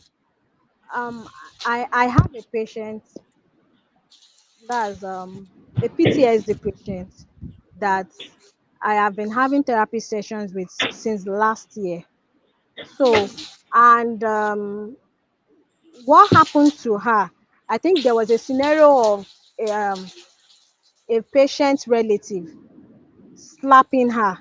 She works at the laboratory section of the hospital. So patient relative came, they were trying to buy blood from the lab and everything. So because of the crowd, so those ones wanted to bypass protocol. They were like shouting at her that, please answer us and everything. So she was not like, take it easy and all that. Before you know it, the man was like, is it me you are talking to like that? The next thing, slap landed on her face. And before you know it, she already has anxiety. So the anxiety rose up, and before she fainted, they carried her to the intensive care of the hospital, blah blah blah. And later I was to see her. So each time I try to talk about the experience, like what happened, how did the patient relative slap you, if once I start to talk about it like this, she starts to breathe faster, and then the next thing, she faints again. So we had to go over that scenario for like 3 months. And then after 3 months, I was like, oh, you can't we can't just pretend as if everything is fine. You really need to face this fear head on and overcome it so that you can heal. So we tried exposure therapy. Exposure therapy, the first day we approached the scenario where the incident happened. She started sweating, having these heart palpitations again. In fact, she almost fainted. Thank God that I had for a support to follow me. So we aborted that exposure therapy at that time. So it's been a while now. This is April. This is like 7 months after the experience has happened. And that's enough time for this person to heal. But till now she hasn't healed. So sometimes if you try this method is not working, you try another method. The method I tried now recently with her is storytelling. Storytelling whereby we were taking turns. I told her some of my story. She also told me hers. Then I now played a scenario for her whereby she was the client, I was the therapist. So later we exchanged our roles. I was like, oh, you be the therapist, then I be your client. We did that in session. And that was the time for her to tell her own story. So I asked her to sit in the position of the therapist, whereby I sat in the position of the client. So sometimes if this intervention is not working, you can come up with another intervention. That's why we always say we have an intervention plan, and it is not one direction based. Sometimes we can have collaborative intervention plan whereby you try this with the client, you've tried it, it's not working, you can switch to another, or you combine one, two, or three at the moment, which can actually help the patient in the long run. Thank you so much, Ron. So it's not a one-size-fits-all situation. According to No. the problem of the or the situation of the person, you know the intervention plan to come up with. Okay. Thank you so much, Ron. So we have one more question here, and I would like to open the floor. I don't know if the other speakers can hear me. I want them to also answer the questions we have here. So the next question here is, some projective tests have standard manuals for interpretation. In art-based therapy, how is a client's artwork interpreted? Is the interpretation mainly based on the therapist's experience? I'll take the Okay. question again. So that is manuals for interpretation. In art-based therapy, how is a client's artwork interpreted? Is the interpretation mainly based on the therapist's experience, or also on the client's experience? Okay. So let me go about it like this. There is a projective test called draw a person test. So that draw a person test, it has a manual for scoring, whereby in that manual they, we have something like, if the patient draw a big head, it has an interpretation. If the patient draws a tiny head, it has an interpretation. If the patient draws eyes, a tiny eyes, it has interpretation. If he draws big eyes, it has interpretation. So there's a manual. There is a manual. I will not say a standardized manual.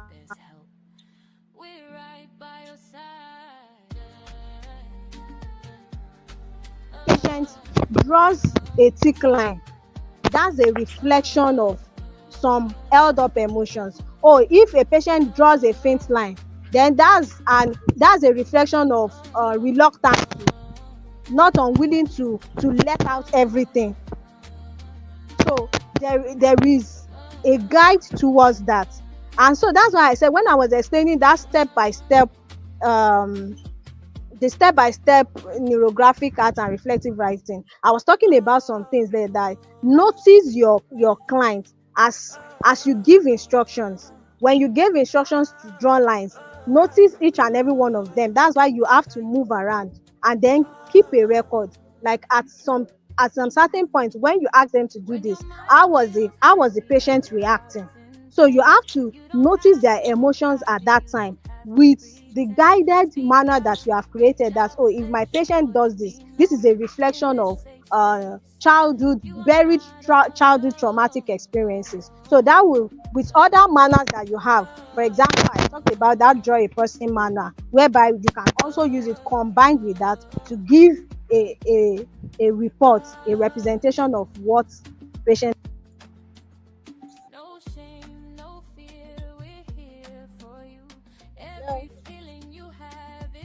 Okay. All right. Thank you so much, man. Are we Thank making you. sense? You're welcome. Yes, thank you. Thank you, man. So again, I just want to say thank you to every one of our speakers of today, Mrs. Angela, Mrs. Marvelous, Mrs. Yekin, Miss Ade. Thank you so much. Thank you so much to every one of you. And I'll be rounding up the session now. But before then, for our audience, please, I want to inform us there's going to be an attendance after this. So for the attendance, there are going to be questions that we're going to ask. So you don't have to give the answers now, but at the time you fill the attendance, you're going to give the answers. So we will be able to ascertain that you were really present. So I'm going to be reading out the questions now, so that when you fill the form for the attendance, you can fill the answers. So for Mrs. Angela's question, for Mrs. Angela's session, the questions you're going to answer is what are the two main ideas in keeping your audience engaged? What are the two main ideas in keeping your audience engaged? From Mrs. Sholuade's session, the question is, who is a neuro-ambassador? Is a neuro-ambassador the same as a therapist? And the next question is, what are the standards of a neuro-ambassador? Then for Mrs. Yekin's session, the question is, what kind of patients do you use role playing for? What kind of patients do you use role playing for?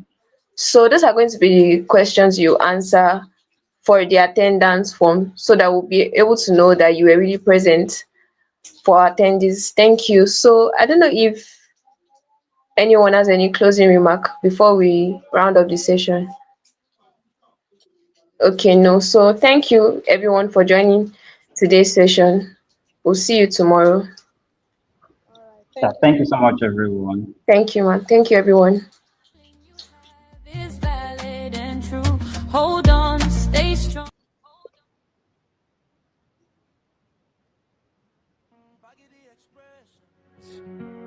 Where your voice belongs, speak your mind, speak your pain, speak your truth out loud. PaGidi expressions, we rise, unashamed, unbowed. Every thought, every tear, every word you hold inside. PaGidi hears your heartbeat, gives your truth a place to fly. From silence into freedom, from shadows into light. PaGidi expressions where In fact, you were never asking for too much. You were asking the wrong person to value. You stayed, tried, gave more, hoping things would change. But deep inside, you knew something was breaking. Before it falls apart, every relationship looks perfect until it isn't. Until the misunderstandings, the emotional distance, the quiet pain. But what if you knew where to go before everything falls apart? Where do people go when they have relationship problems? Is the emotional truth nobody talks about. Inspired by PaGidi's life story as a lawyer and mental health advocate, And co-created with Uche A. this book reveals the emotional decisions people make when their heart is in trouble. This ebook uncovers truths most couples never talk about. Inside this book, you'll finally understand why people withdraw emotionally, how relationships lose connection, when to keep fighting and when to walk away, and the truth about the choices people make in love. It will open your eyes, strengthen your mind, and transform how you love. Don't wait for damage you can prevent. This book will give you clarity, it will give you answers, it will give you peace. Because confusion is heavy, but truth is free. Get your copy of Where Do People Go When They Have Relationship Problems? Download your copy today at seller.com/relationship problem. And choose clarity over confusion.